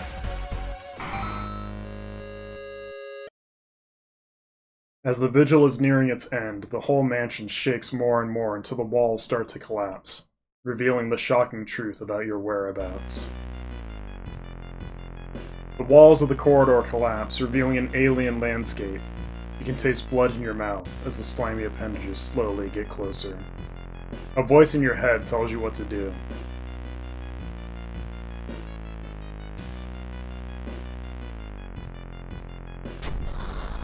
An unseen force leads your hands. You reach for a knife and stab a surprised guest.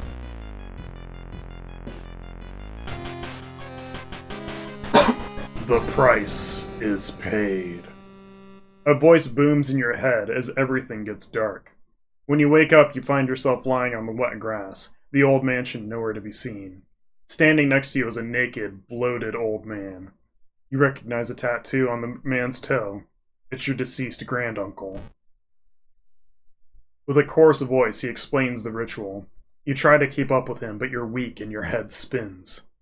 The death toll must remain the same. 2 die, and 2 survive. You feel like vomiting as the old man, who has cheated death, disappears behind trees. Everything gets dark. The man who you thought was your uncle has cheated death, making you an accessory to murder. You know the police officers won't believe you when you try to tell them the truth and do your best to forget the nightmares you left behind.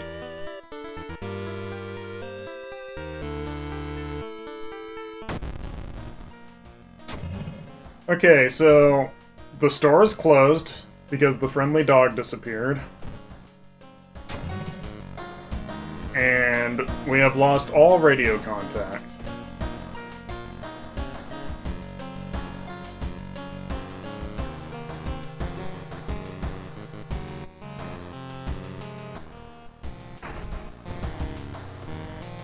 I'm not even close to a level. But overall, not a bad first mystery. So let's refill that.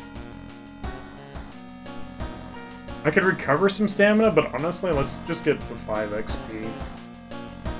Because I want to level up as soon as I can. He needs it. So next up, I don't want to do that one yet. We'll do the bloody brief of a beckoning bulletin. As the decades roll on, technology has only developed further. These days, computer bulletin board software allows computers to communicate over phone lines. All it takes is a computer and a modem, and anybody can connect to a bulletin system, or even host one of their own. Once you connect, you can read all of the messages on that bulletin, and even post your own to start a conversation. Many use them to share files or to chat about their favorite topics, everything from video games to sports to idol culture. But in the wake of a sudden string of weird suicides, things aren't all fun and games. Rumors have surfaced that the deaths are linked to a bulletin system operated from somewhere within Shiokawa. What is behind the suicides?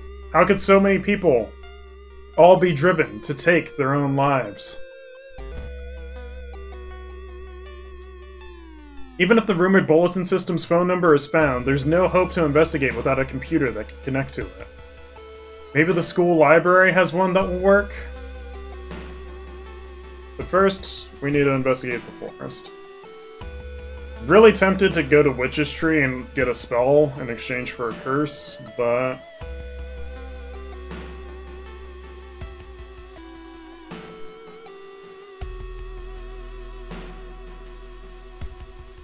that's the only way I'm gonna get spells besides leveling up. And I think he's gonna need it, but we'll play it safe for now. You discover an old campsite located on the edge of a small clearing. The tent has been knocked down, and food and utensils have been scattered everywhere. Search the tent. The sleeping bag has been torn to shreds. You find a wallet nearby. There's no ID card, but you're sure the absence of cash is the least of the missing owner's problems.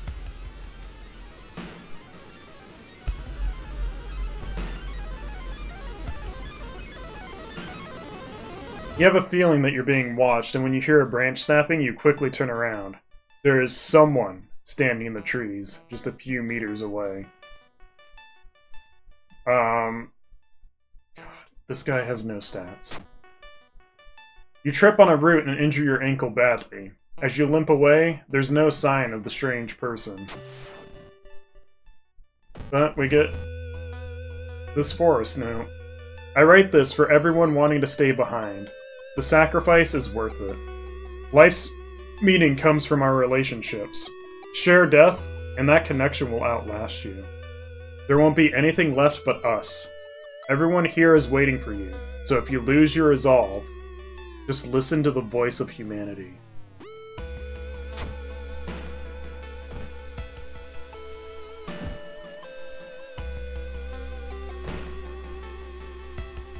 Okay, pop in the schoolyard real quick. Hey, does anyone want to join me? No? Okay, cool. The reason I come here, though, is... the girl whispers, bow, bow. So, I explained a little bit when I found one ghost last playthrough. But to exercise ghosts, you have to play Mastermind, which is... there's claps and bows, and you have to do the correct sequence, and it tells you how many you got correct. She tells you the first two, which makes Mastermind way easier.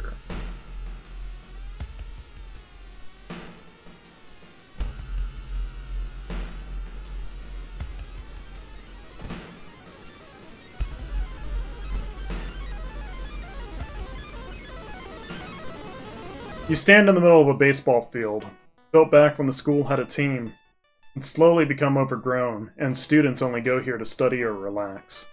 Suddenly, something feels very wrong about this place, but you can't quite put your finger on it yet. You break into a cold sweat.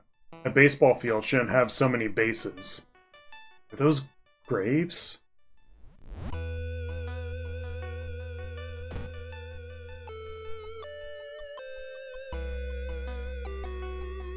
While the school's library computer doesn't have a modem, you happen to bump into a member of the computer club while asking around. She apparently just got a new system and is willing to let you borrow hers. Thanking her, you arrange to meet at her home in the city.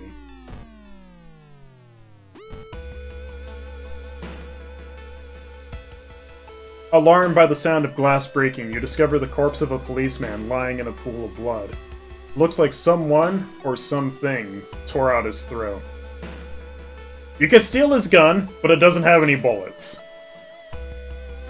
And I don't have the illegal den available to buy more bullets. So that would be pointless. I don't know what escaping does, but checking the wound for clues gives you 15 experience. They didn't tear out his throat, but instead carved an occult symbol with something sharp. You try to remember the shape and escape before anyone arrives. You lug the cardboard box full of PC parts up to your apartment. Up your apartment stairs, teeth clenched as you heave it up one step at a time. God damn, our computer's heavy.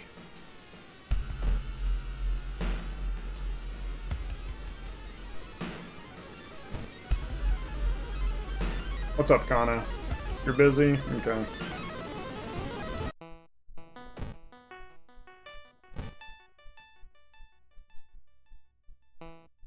You return home to freshen up.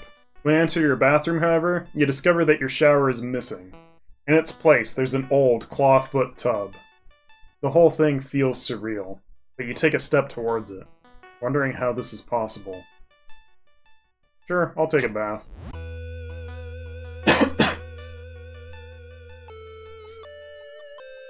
Luck is a hidden stat. For all I know, this guy starts with good luck.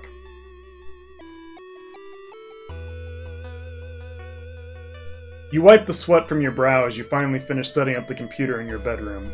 After a few tests, you're now certain that everything is functional. The newscaster on the TV says that the suicide rate is still climbing. Worse, the morbid trend is beginning to catch on in other nearby towns. You need to act quickly.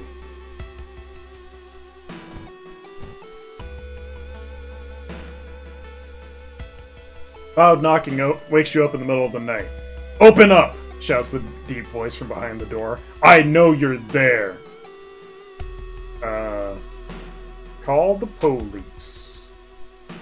The man escapes when he hears the police siren, but before he goes, he draws an unfamiliar symbol in blood on your front door. Hoping to find a lead, you head to the hospital. With how many deaths there have been, the hospital is in chaos. The staff look exhausted. When the receptionist lets her head down onto the desk for a minute, you slip out of the waiting room and into the hospital corridors.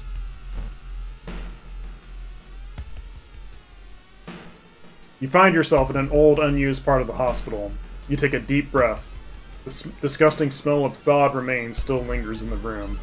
It used to be the hospital's mortuary, where doctors determine the causes of death. Pull the cloth off. Before you can uncover what's hiding under the cloth, you involuntarily let out a scream and run from the mortuary in terror.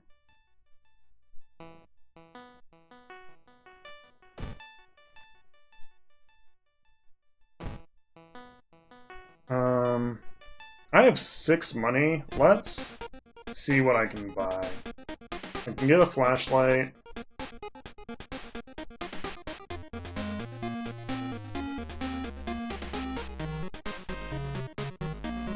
Yeah, let's buy a flashlight.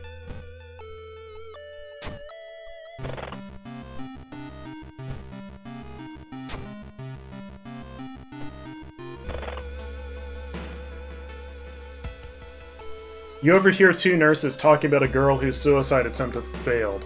Apparently, she's recovering at her grandparents' home at the village in the city outskirts. You exit the hospital and make your way to the nearest bus stop.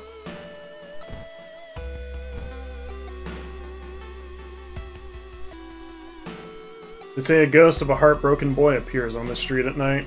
Is it just an urban legend, or is there some truth to this tale?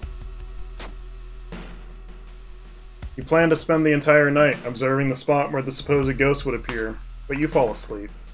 You wake up on a cold bench, your entire body aching badly.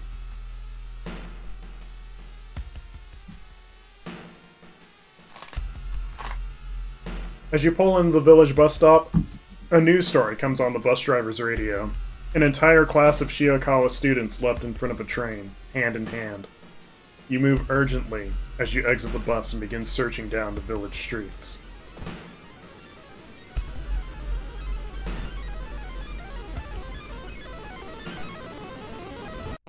No one answers when you knock at Professor Takeuchi's door. This is odd since he's usually punctual about his appointments. The smell of blood tells you something's wrong, and you quickly open the door and enter. There's no sign of the professor, but the quantity of blood everywhere leaves little doubt about what happened. But how? And why? Any useful items? You search the room but can't find anything. The sound of police sirens forces you to jump through a broken window, and you're injured.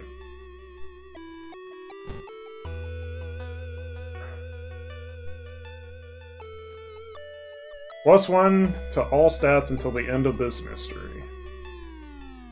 Costs 5 doom.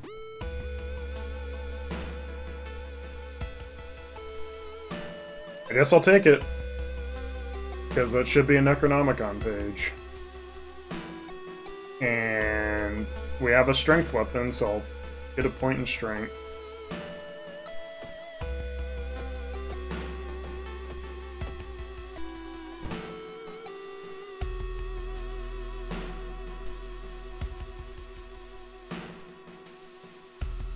I'm not going to cast it because I shouldn't need too many more skill checks for this mystery. When you find the girl's house, her grandparents greet you solemnly. They thank you for your effort to stop the deaths. Forgive her, her grandfather says as he leads you to her bedroom. She's a kind girl. Something has happened to her.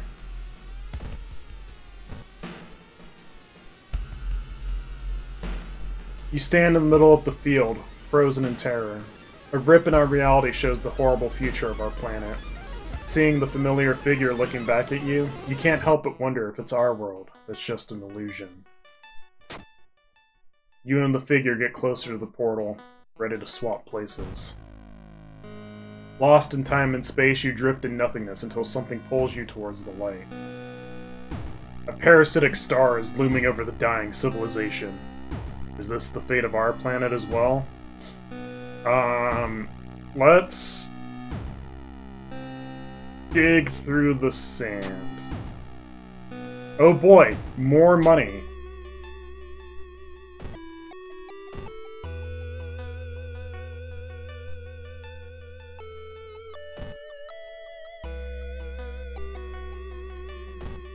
The recovering girl is more than happy to not only confirm the bulletin's existence, but to give you its number. You have to do what it tells you. Trust me, you won't regret a thing. She beams at you as her grandmother struggles to make her swallow the pain medication. I'll be back to join you all soon. Wait for me, okay? Disquieted, you give the grandparents your phone number and hastily leave.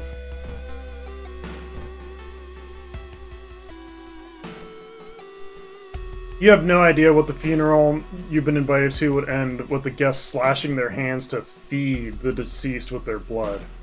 You stay at the back, shocked by how grotesque it is. Suddenly, the guests turn their heads in your direction. It's your turn now. There's no way I can fight my way out or talk them out of it. I guess I'm just following it. As gruesome as it is, it's still a tradition. However, you can't shake the feeling that the deceased smiled slightly as you carefully cut your hand. As soon as you arrive home, you dial the number and put the handset onto the modem. Your heart pounds as the computer fans exhale. The system hums.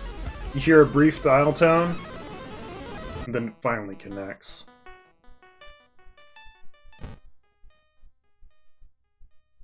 Welcome home. Did you like it so far? Hi. I'm glad. Take your phone off the modem and put it to your ear. So we want to remember the note. You recall the note you found. Could this be the voice of humanity you read about? Bracing yourself, you slowly put the phone to your ear. You don't hear words or a voice. You soon understand they don't need those. It's difficult, but you manage to keep track of which thoughts are yours and which are theirs. Everyone is here now. We've escaped everything that held us back in life. We don't have any more burdens. You can escape with us. This is the purest form of existence. A paradise of connection. Everyone deserves that. We will bring all humanity together. You can't save everyone. You explain the imminent arrival of the old god. With its limitations, the Bulletin could never hope to gather humanity in time. Not to mention how many people are unable to access a computer. As it is, convincing all of humanity to die is impossible. Oh, then we'll have to wait. It's disappointing, but that's alright. When computers advance and everyone can be connected, we'll come back for you. It's a promise, okay? The noise on the other end of the line suddenly cuts out completely. Still reeling from the mental assault, you find yourself staggering toward the futon. You collapse into it, and sleep soon takes you. You're awakened by the sound of the phone ringing. After what just happened, you hesitate to answer. You warily grab the handset. When you put the phone to your ear, you hear the trembling voice of the girl you met in the village. I can't thank you enough. It was in my head, and I nearly... She bursts into tears, thanking you over and over. You smile, relieved. You later learn that the suicides have come to a sudden and complete halt. But even still, its promise lingers in your mind. How long do you have until it comes back for you? You smother the thought. For now, it's finished.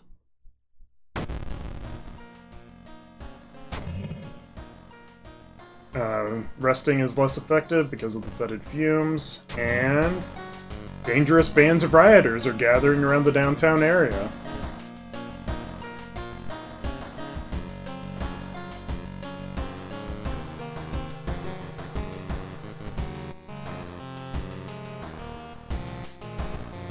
We can put the forest note away. Drink from the bottle.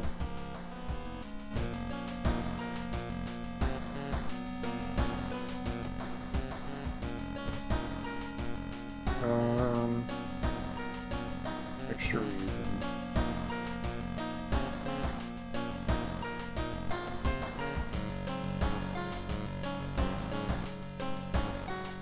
Okay, time for probably my favorite mystery in this game. The restless rumors of a residential recluse. While you don't get much normalcy in your life these days, today was supposed to be just that. You've been planning to take today to de-stress before your next investigation. Instead, you awoke to find yourself trapped inside your own apartment. The walls have grown over the doors and windows, leaving no exit. Looking through the peephole, you yell and call out to passing neighbors, but your cries fall on deaf ears. Who could have done this to you? More importantly, how are you going to get out of here?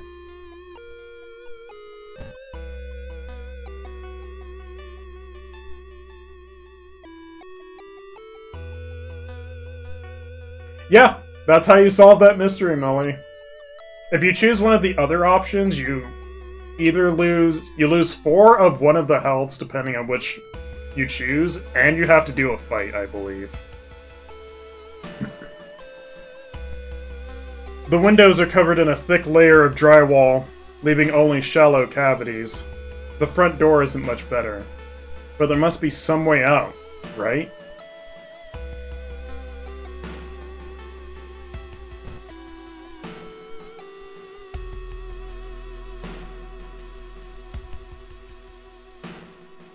I wonder if this shelf fills more if you have more Necronomicon pages. Because I don't know if the shelf is normally empty or not. Waste another day.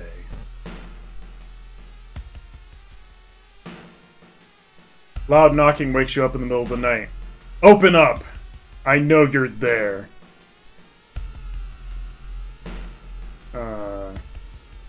Sure, I'll get closer.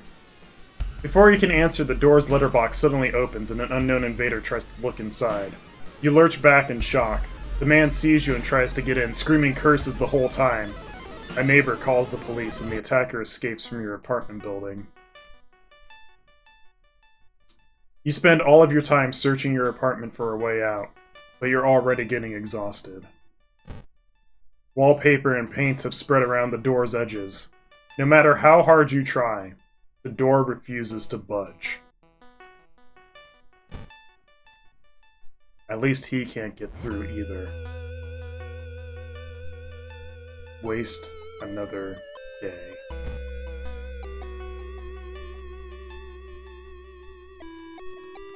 You find a pile of letters in your mailbox.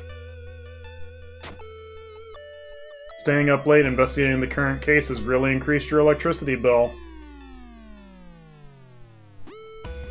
Your sleep schedule is starting to drift. The hours just seem to slip past you, and the day is over before you know it.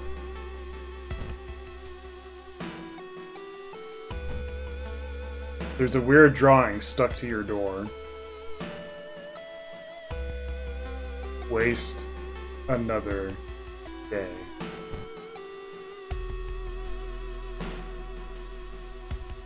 As you prepare a bath, you think about all the possible leads so far. You're very tired, so maybe ice-cold water is a good idea. The hot bath is so inviting that you spent an extra hour in it. You've read all your books and watched all your VHS tapes 3 times over. God, you miss people. You wonder just how much things are changing out there without you around. If nothing else, you're at least safer in here than out there. You don't see anything of interest in the hallway today. You still change your clothes every day, but is there any point if you're not going outside? Your pantry is starting to run out of easy meals, and you don't have the energy to cook. Waste another day.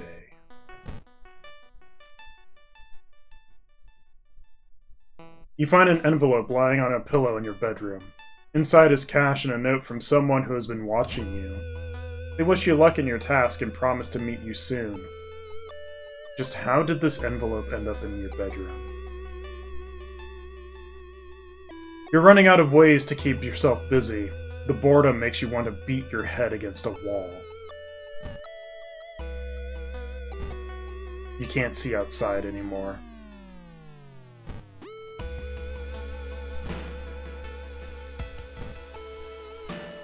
Just standing in here makes you lightheaded. The bed is too tempting. You shouldn't stay long. So the drawing showed the desk, so we want to check behind the desk. Something guides your hand. What is this?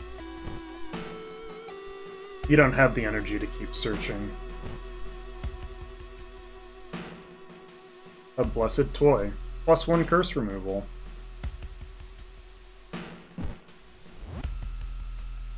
Waste another day. Sitting on the sofa, you find yourself repeatedly checking the time to get some grounding. When you go to eat, though, you realize the clock in the kitchen displays a different time, and your bedroom alarm clock is completely different from each of the others. I must be delirious. Being stuck in here is really starting to get to your head. You set yourself straight. You slap yourself hard enough to see stars, chug some coffee, and avoid looking at the clocks again. Your mind is hazy. It's all blurring together. You just want to sleep. You're beginning to doubt this door will ever open again. It's better that way. You don't have much of an appetite. What were you doing again? Something guides your hand. What is this? I used to live here too. This was the only place that was good. All I could do was stay in, eat, and sleep. And when the food ran out, just sleep. When someone eventually came for my corpse, I'd already made my way inside. You moved it. I can't tell you how happy being with you has made me. Please don't worry. I will keep you safe. I promise. The apartment cradles you gently in your sleep every night, keeping you warm within her ribcage. Waste another day.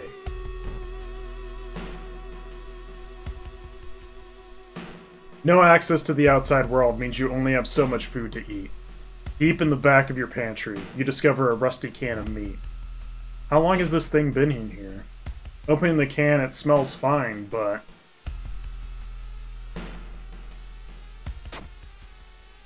Trusting your judgment, you chuck the can into the garbage. Your stomach growls at you in discontent.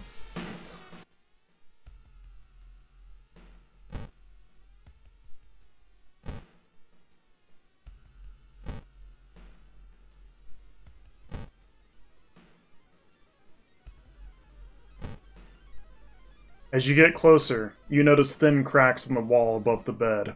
Something dark, glistening red pulsates inside. The cracks move like lips, and the apartment whispers to you. Just lay down. You hear wooden support beams creak as the walls flex, reaching towards you from all sides.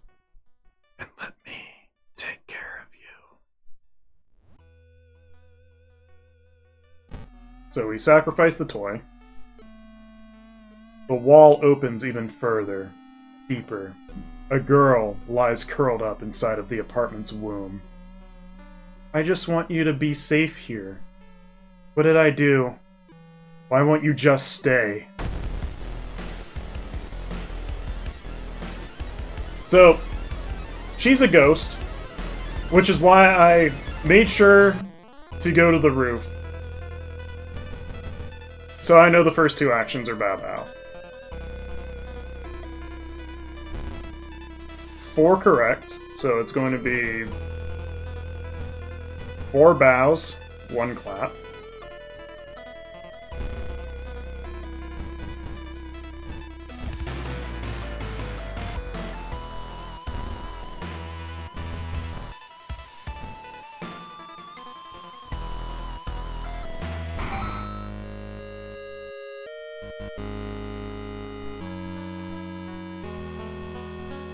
I will take care of you.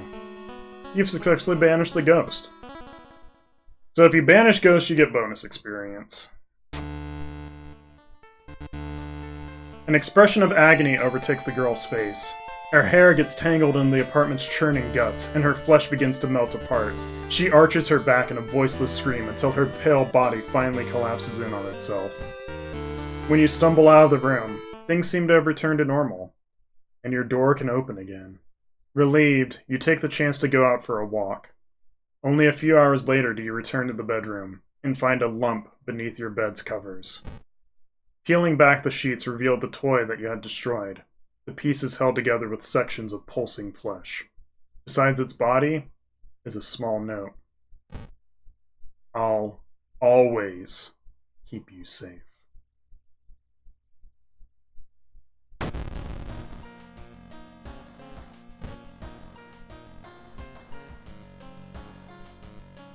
Oh cool, lower Doom by 3 at the cost of experience. And we'll raise our strength again.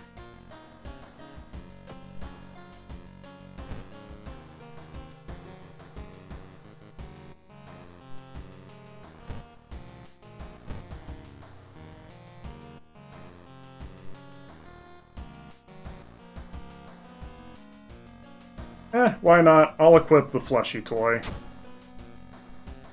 I have plenty of Doom to work with. Local scientists are baffled. An unprecedented Aurora-like event has bathed the entire town in an unnaturally green glow. Any spell that costs reason costs 1 more reason.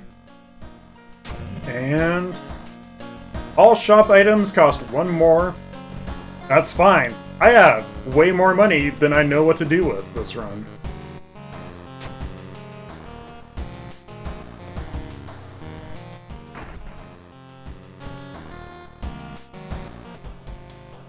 You don't see anything weird.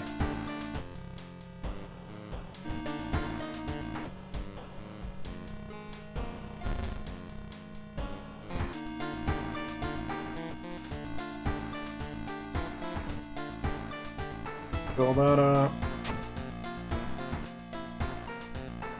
Recover some reason.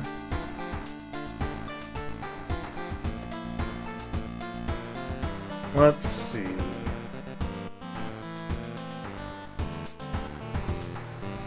Yeah, let's do Tragic Tale of the Thaumaturgy Teacher.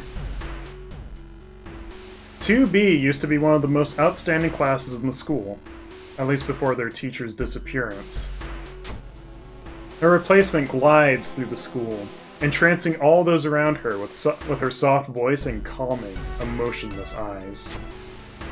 Now, she stands at the front of the class, scribbling occult symbols in chalk and hissing lessons about the old gods. The children no longer play, but sit in their seats until dark, chanting along, learning of their eldritch masters and preparing to serve them.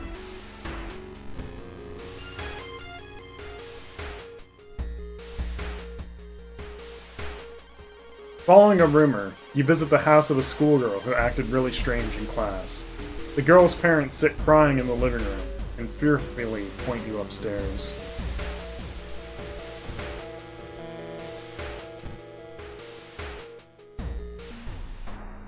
Passing by a faulty elevator, its doors suddenly open.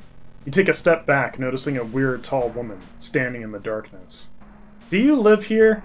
I've never seen you.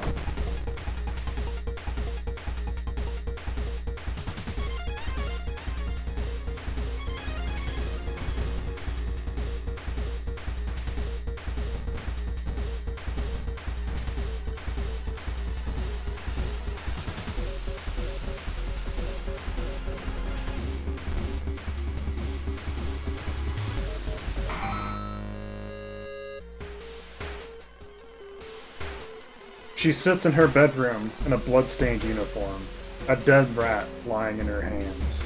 Asked why she killed it, she just grins.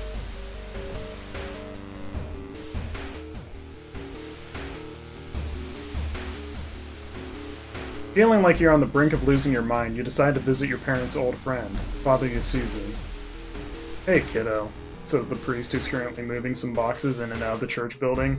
Could you lend me a hand? Let's lift the heaviest box. -1 stamina, +3 reason. Lifting the box, you feel your back cracking, but you manage to get it all over with relatively quickly. Afterwards, Father Yasugi invites you inside for a cup of hot tea and home-baked cookies made by one of the parishioners. You explain your situation to him. The priest listens, letting you vent all your doubts and anxiety.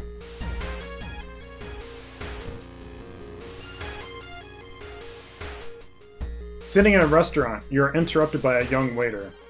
Excuse me, are you Mr. Wakamatsu? She starts. There's someone on the phone asking for you. It seems to be urgent. Feeling a cold sweat, you follow her behind a counter and pick up the phone. The familiar voice of the club leader greets you and he warns you about the ramen you're eating. He demands you return the Necronomicon.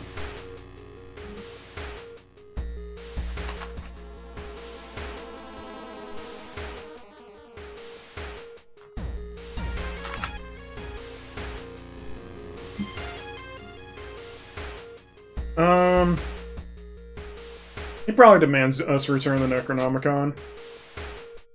They must be following your every step, getting closer and closer. You excuse yourself to the waiter and flee from the restaurant. Climbing a tree, you get a better view of the class. Weird schematics of some portal drawn on the blackboard could help in the future.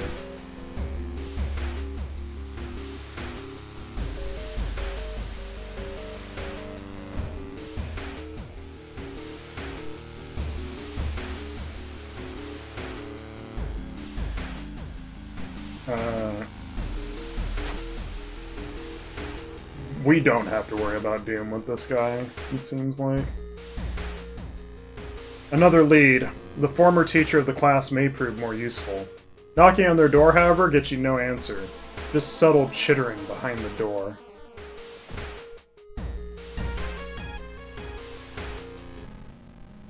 In an otherwise bleak village, the look of the most beautiful flower patch surprises you. As you get closer to compliment the gardener, you stop, hearing weird sniffling sounds. What's up, sniffling gardener? I'm here to steal your shovel.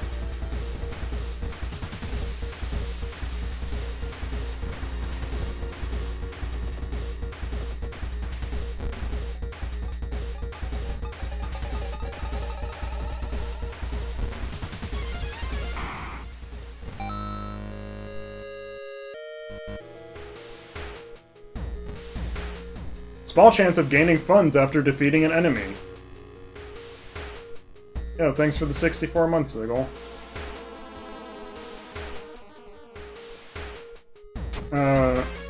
We'll just put that in storage for now. A little boy from the school has been attacked by his classmates.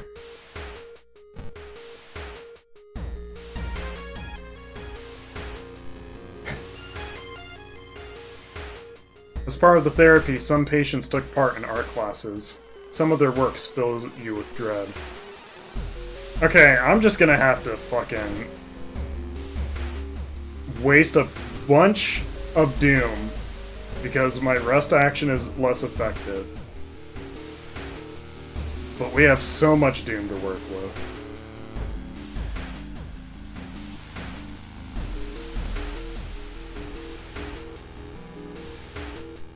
A pale woman wearing a nurse outfit stops you.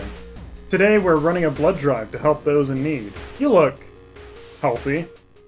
Would you be so kind as to help the community? Let's donate our blood. You feel like they took more blood than they should. You feel weak but fulfilled, knowing you're helping.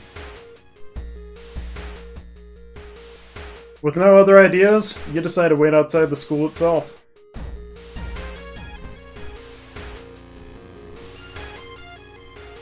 You find an old trophy case set in seemingly abandoned corridor. Everything inside is covered in a thick layer of dust. One medal seems particularly valuable. So I can break the window for more funds, or... electric failure. You find a small trophy with a curious plaque. Grand Champion of the Cannibal Eating Contest, 1956.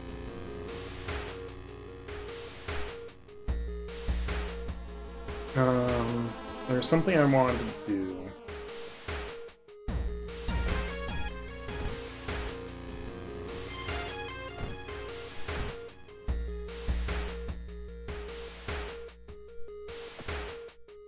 I wanted to maybe use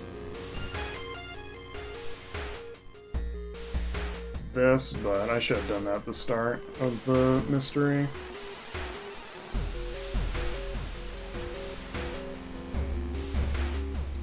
Fuck it, we need to rest some more because I took like 4 damage in the school.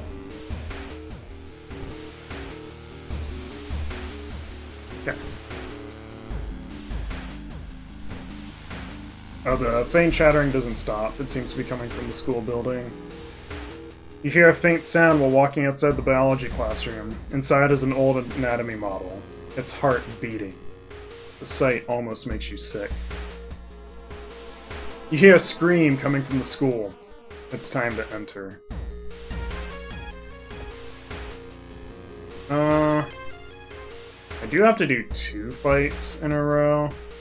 Let's just give myself the stats.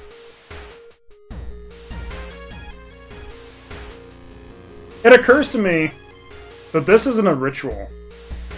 I can cast this multiple times.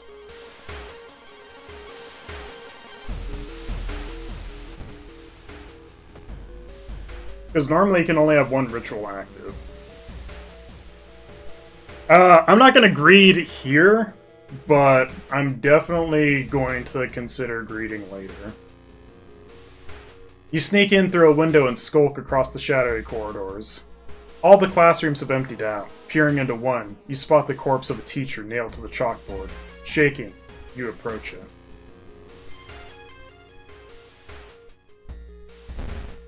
You'll recognize it at the end, Ziggle. You spot an odd bulge protruding from his stomach. It writhes against your fingers as you probe it. Suddenly, the teacher's chest rips apart, showering the classroom with gore. From within, a child coated in meat and intestines leaps out, screeching with joy.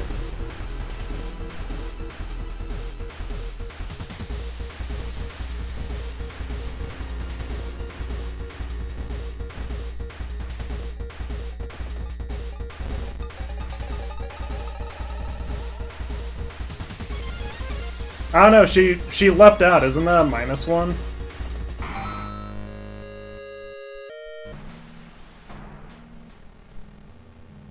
As you near the gym hall, the chanting and rhythmic drums grow louder, threatening to intoxicate you. You creak the door open and stifle a scream. The entire school is gathered around a huge portal surrounded by black candles. From within, the bellowing of the beast being summoned to echoes. The teacher stands at the front, covered in a purple robe, her true form revealed. So, I think Susie called this the Vagina School.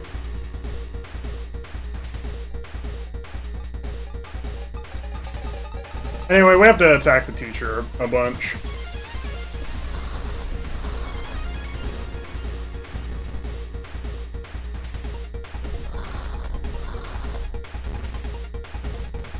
This says that you deal 10 damage, but you're actually dealing 7. There's some bugs in this game. It's fine.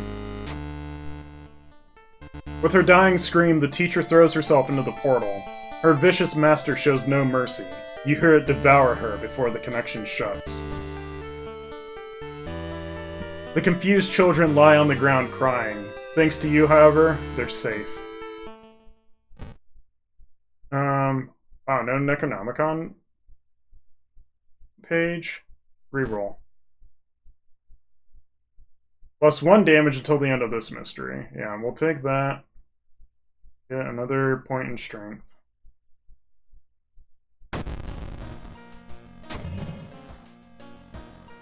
A weird epidemic keeps staff at the hospital busy. Skipping the line will cost you more.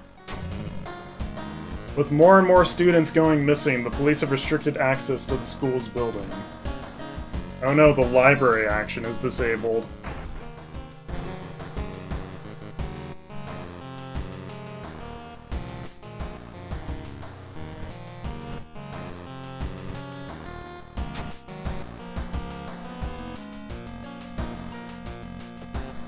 And we end off on worrying right up of a wordless ward.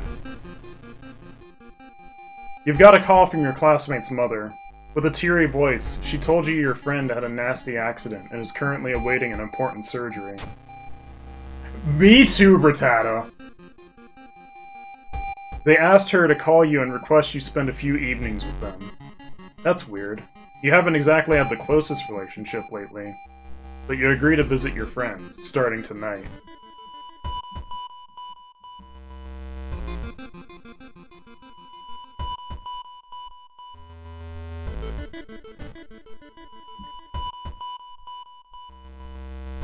Many sick people are waiting to be examined by the overworked hospital staff. You don't like the nurse's weird smile. Patients waiting for a special surgery? Take the elevator in the corridor. You stumble upon a nurse trying to open the door to the intensive care unit, constantly mumbling something. When she turns around, her face makes you scream in horror.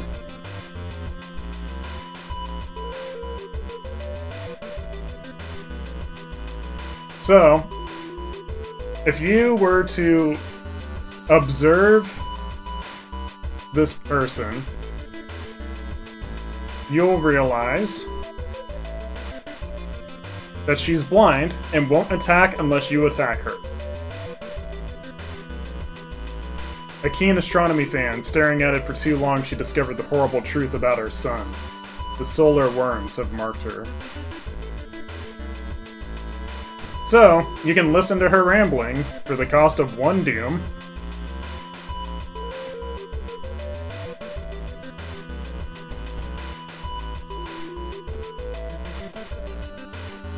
And I'm getting nothing out of this. I'm not getting...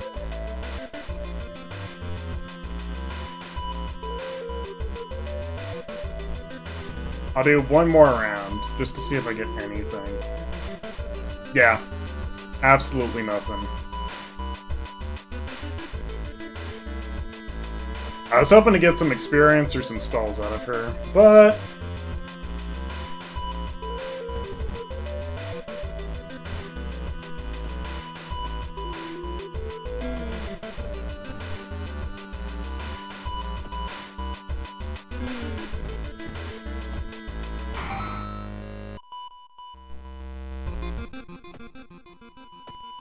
And I'm probably going to need...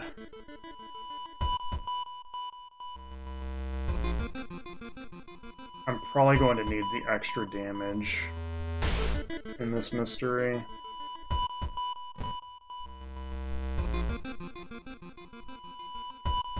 The patients here are getting restless. What's wrong with this place? Your friend is lying on the bed, still sleeping after the surgery. Their face is almost completely covered in bandages. You sit on what must be the most uncomfortable chair in the world, thinking how pointless it is to wait here. Having nothing else to do, you decide to go and buy something to drink from the vending machine. Surely you can't be the only one who can hear the haunting melody. It can be felt resonating from within everything you touch. The quartz ball is coming, and you're not ready yet. Prepare myself? You will make an excellent addition to the court. Cool. Glad to hear it. Many sick people are waiting to be examined by the overworked hospital staff. A group of students are practicing a cheerleading routine. Weird, you don't recognize the coach. Is he new? Thinking nothing else of it, you continue on your way until you overhear something disturbing. Keep practicing! The routine must be perfect for our ball's hosts.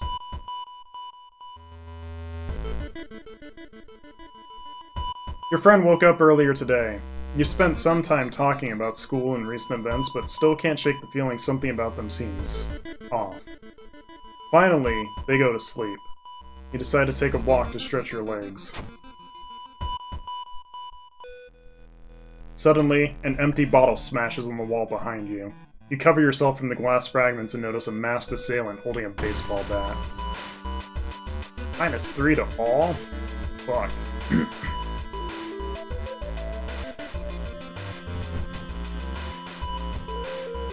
So that's 14.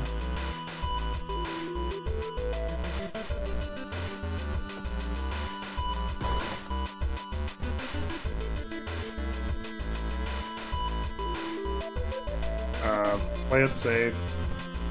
Have the guaranteed 12.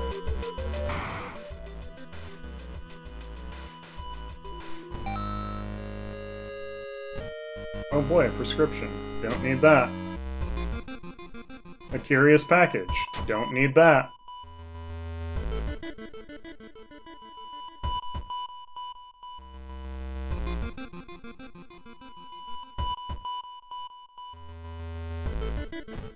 Do I have anything in storage that can help me? Not really. The patients here are getting restless. You're stopped by a masked man wearing a lab coat. He introduces himself as a researcher from Tokyo University, testing a new treatment method that promises to revolutionize modern medicine. Holding out a pile of documents, he tells you he can heal your wounds for free. You just need a sign here. You politely decline the generous offer and continue on your way. You decide it's better not to mention the curious package. Your friend doesn't ask about it anyway. There is something in the look of their eyes that makes you think that they know.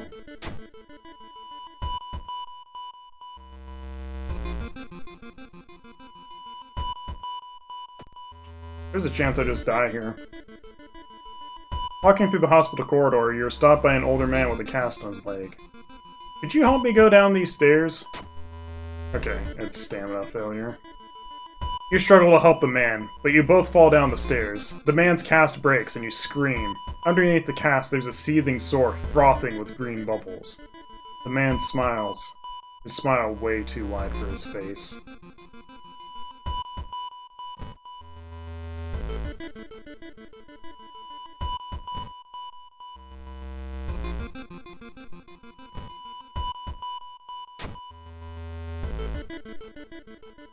When the patient came home one morning covered in scars and babbling about aliens, the police had them committed. They're mumbling something quietly as you pass by. Wow. Yo, if I let him go, I double my available funds. I can have 14 money and nothing to spend it on.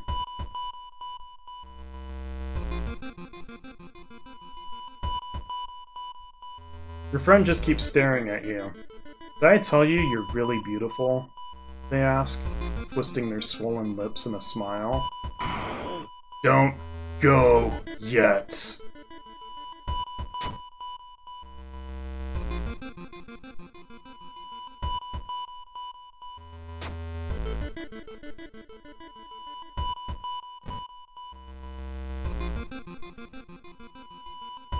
I'll take +1 damage and receive additional combat damage. Sure, why not?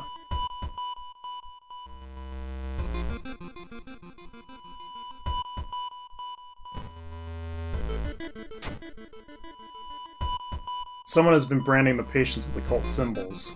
Branded like cattle. Remember at the start of this where I was like 50% Doom?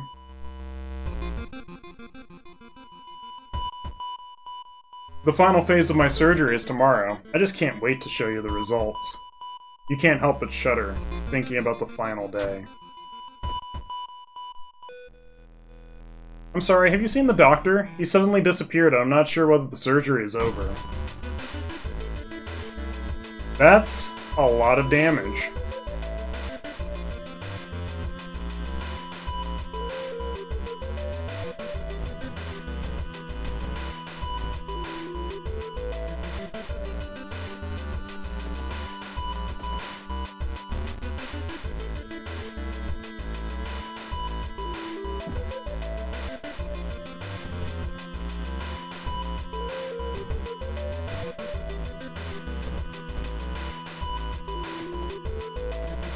Okay, I didn't miss the 5%. Oh boy. I think what I'm gonna do is I'm going to spend some of this experience to lower my doom.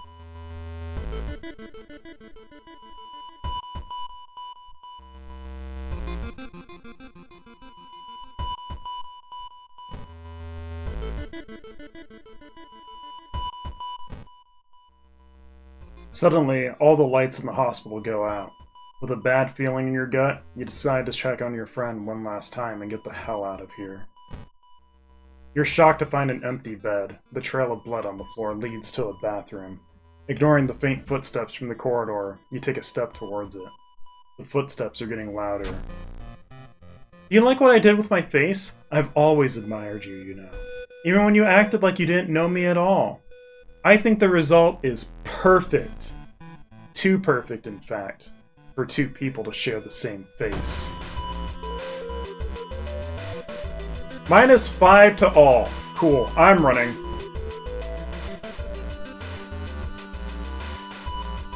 This is like one of the only boss fights you can run from.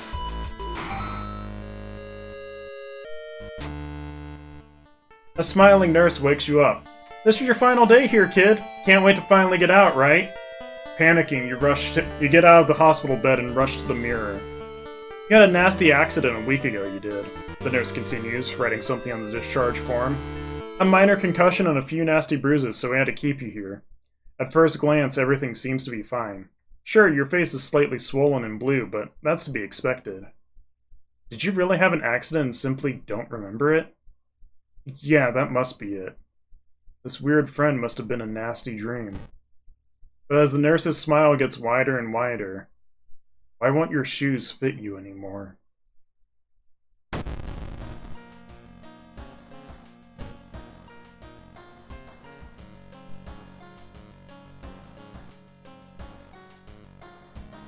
Cool healing spell. For the low cost of 7 doom.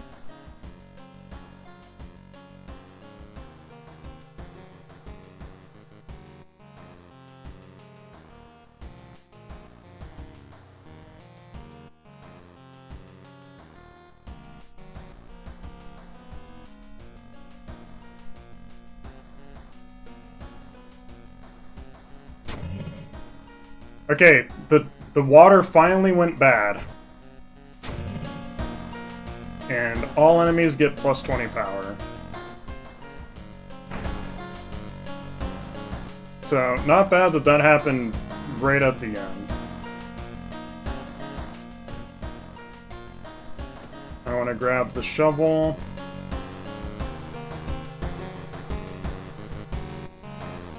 Head to the lighthouse. Unlock it.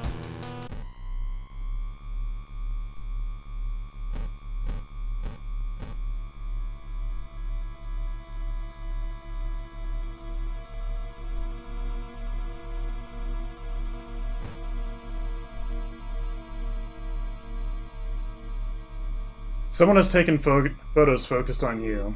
The photos include the enemies you fought with. There's something wrong, but you can't precisely say what.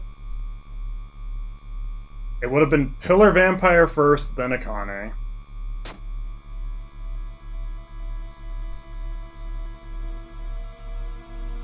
Light my way with the flashlight. Okay. Following the winding staircase, you are stopped by a metal gate. The tiny page nailed to the gate explains that opening the gate will require you to grab 2 metal rods. Using your own body as a natural conductor, you will power up the gate. You grab the rods, electricity flowing through your body and burning the nerve endings. The pain is almost unbearable, but with a buzz, the gate opens.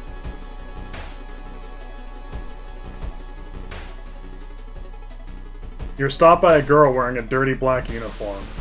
"I'm sorry, but I can't let you go any further," she says, reaching for her bag. It's too late anyway.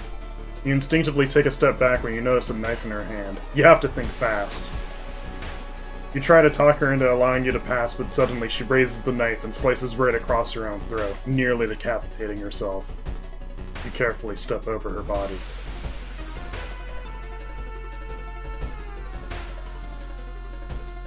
Someone broke into your apartment, stole all the clues and newspaper clippings, and pinned them here. The more you study them, you discover you can't remember any of them, except one. The second mystery I investigated, we did Vicious Versus first. And then I did Bloody Brief, because I didn't do Restless Rumors until I went to school, which needed me to be on a normal map. So it should be Bloody Brief. And we made it to the top. That was a rough run at the end.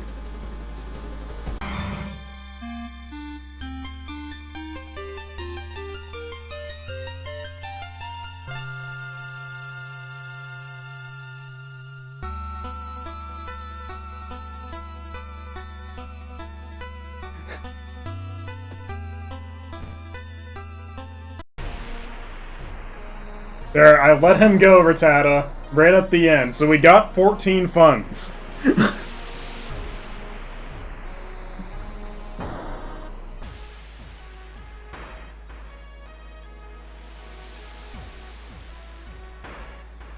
That's the Herald of the Lost Court or something.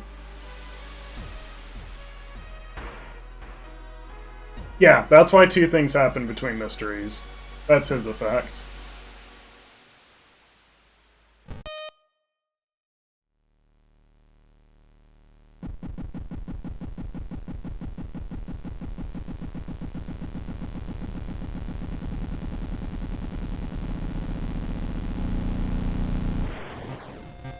But yeah, this is World of Horror.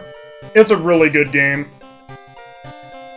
I don't think it's for everyone, but I had a ton of fun learning how to optimize this game. I'm not gonna do another full run, but I do just want to show off how ridiculous the curse build is. So we grab Ayaka, and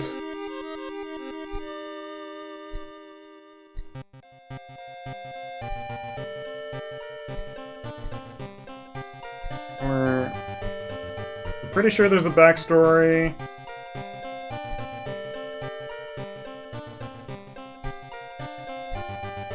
Yeah.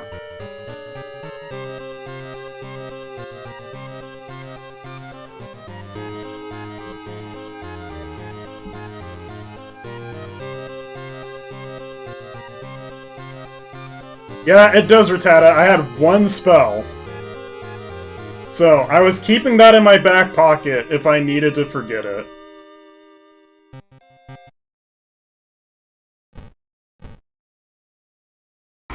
Yeah, Herald of the Shattered Court.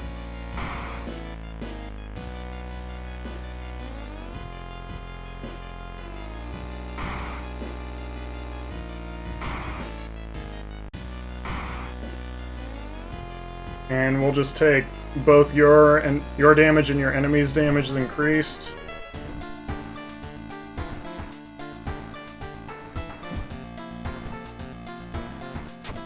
So...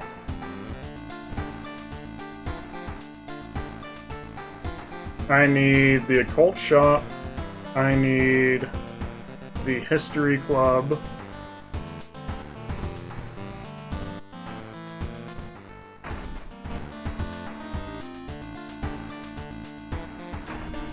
Get an empty bottle.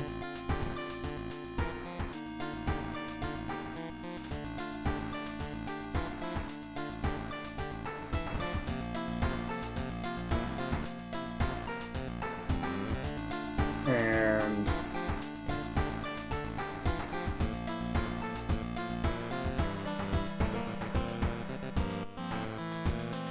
we'll do Macabre Memoir.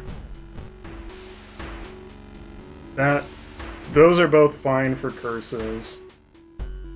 The janitor was obsessed with mermaids. He's collected every scrap of the legend about them in the school basement. Now his mind has snapped. He's decided it's time to make one of his own, using unfortunate students' bodies as materials.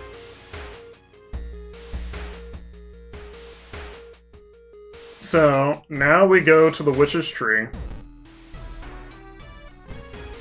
Get some spells. In exchange for curses. Oh, Blood Frenzy's great. That's even more damage. So, I lose a little bit of Charisma, I lose 2 reason when I enter fights. But now I go to History Club. And I need to just keep rolling on History Club until that bottom option is Blood Frenzy. Doom Effigy isn't that good, in my experience. It's supposed to lower Doom by... yeah, Blood Mania. All combat moves deal extra damage and are faster depending on the amount of curses you have.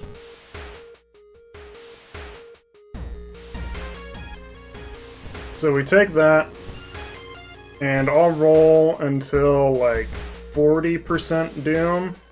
There we go. Eldritch Possession. Bonus to all stats, so... 454, 644 becomes 67686.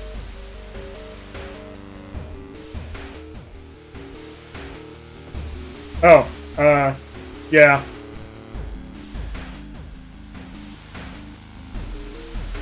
If you investigate the seaside, something can happen. And finally, we need a weapon. Small candle, perfectly good. So, this is a 3 damage weapon.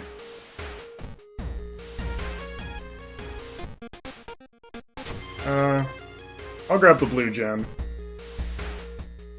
We'll go on my last achievement hunt. We'll just ignore this.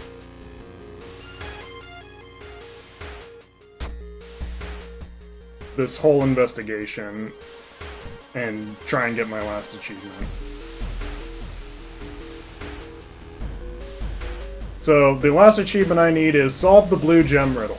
So, the blue gem vibrates when you're in a location that has the next event.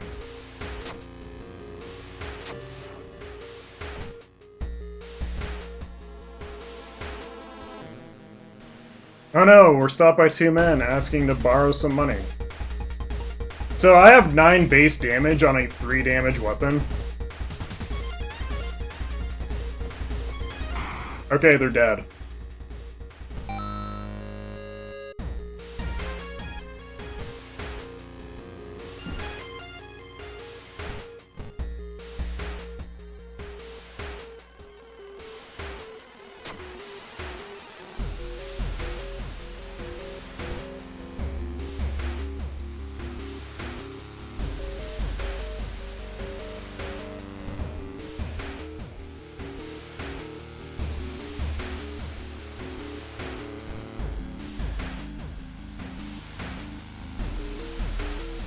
Help the fisherman.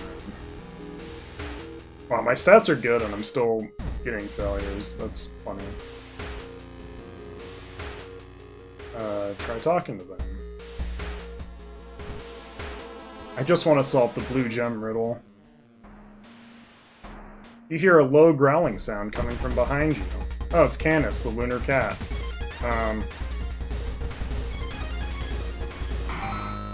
Anyway.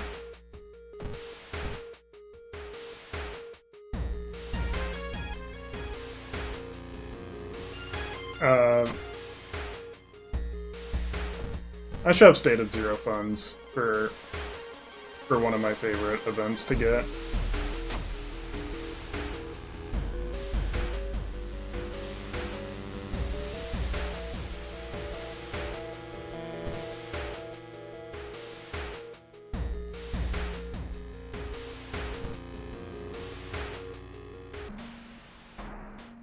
Following a barking sound, you find yourself on a beach surrounded by rocks. Oh no, it's the goblin seal.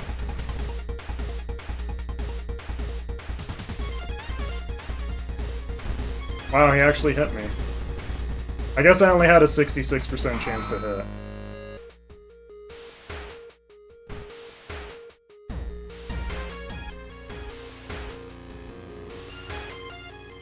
We'll take it home. It's a bad idea.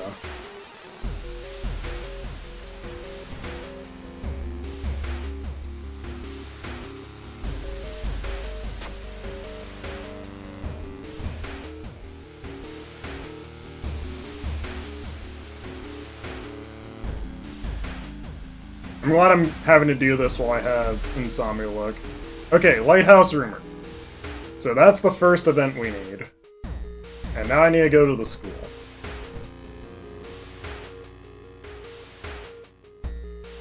Run from the window. I never passed that.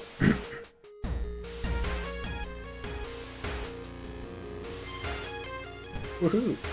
Did enough exploring, I can level up.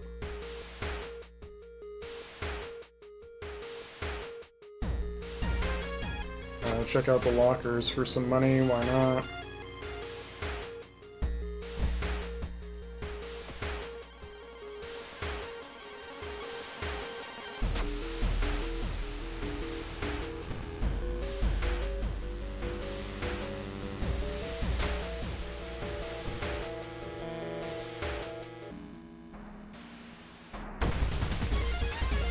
Oh no, it's a zombie!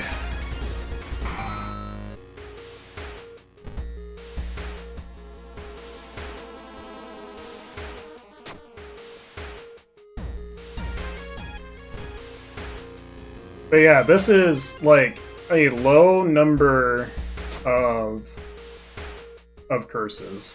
I've had curses go all the way down to this bar, and you end up at like 14 damage and can do 8 attacks a turn with this character. And there's basically no reason to be worried about the curses once you get rolling.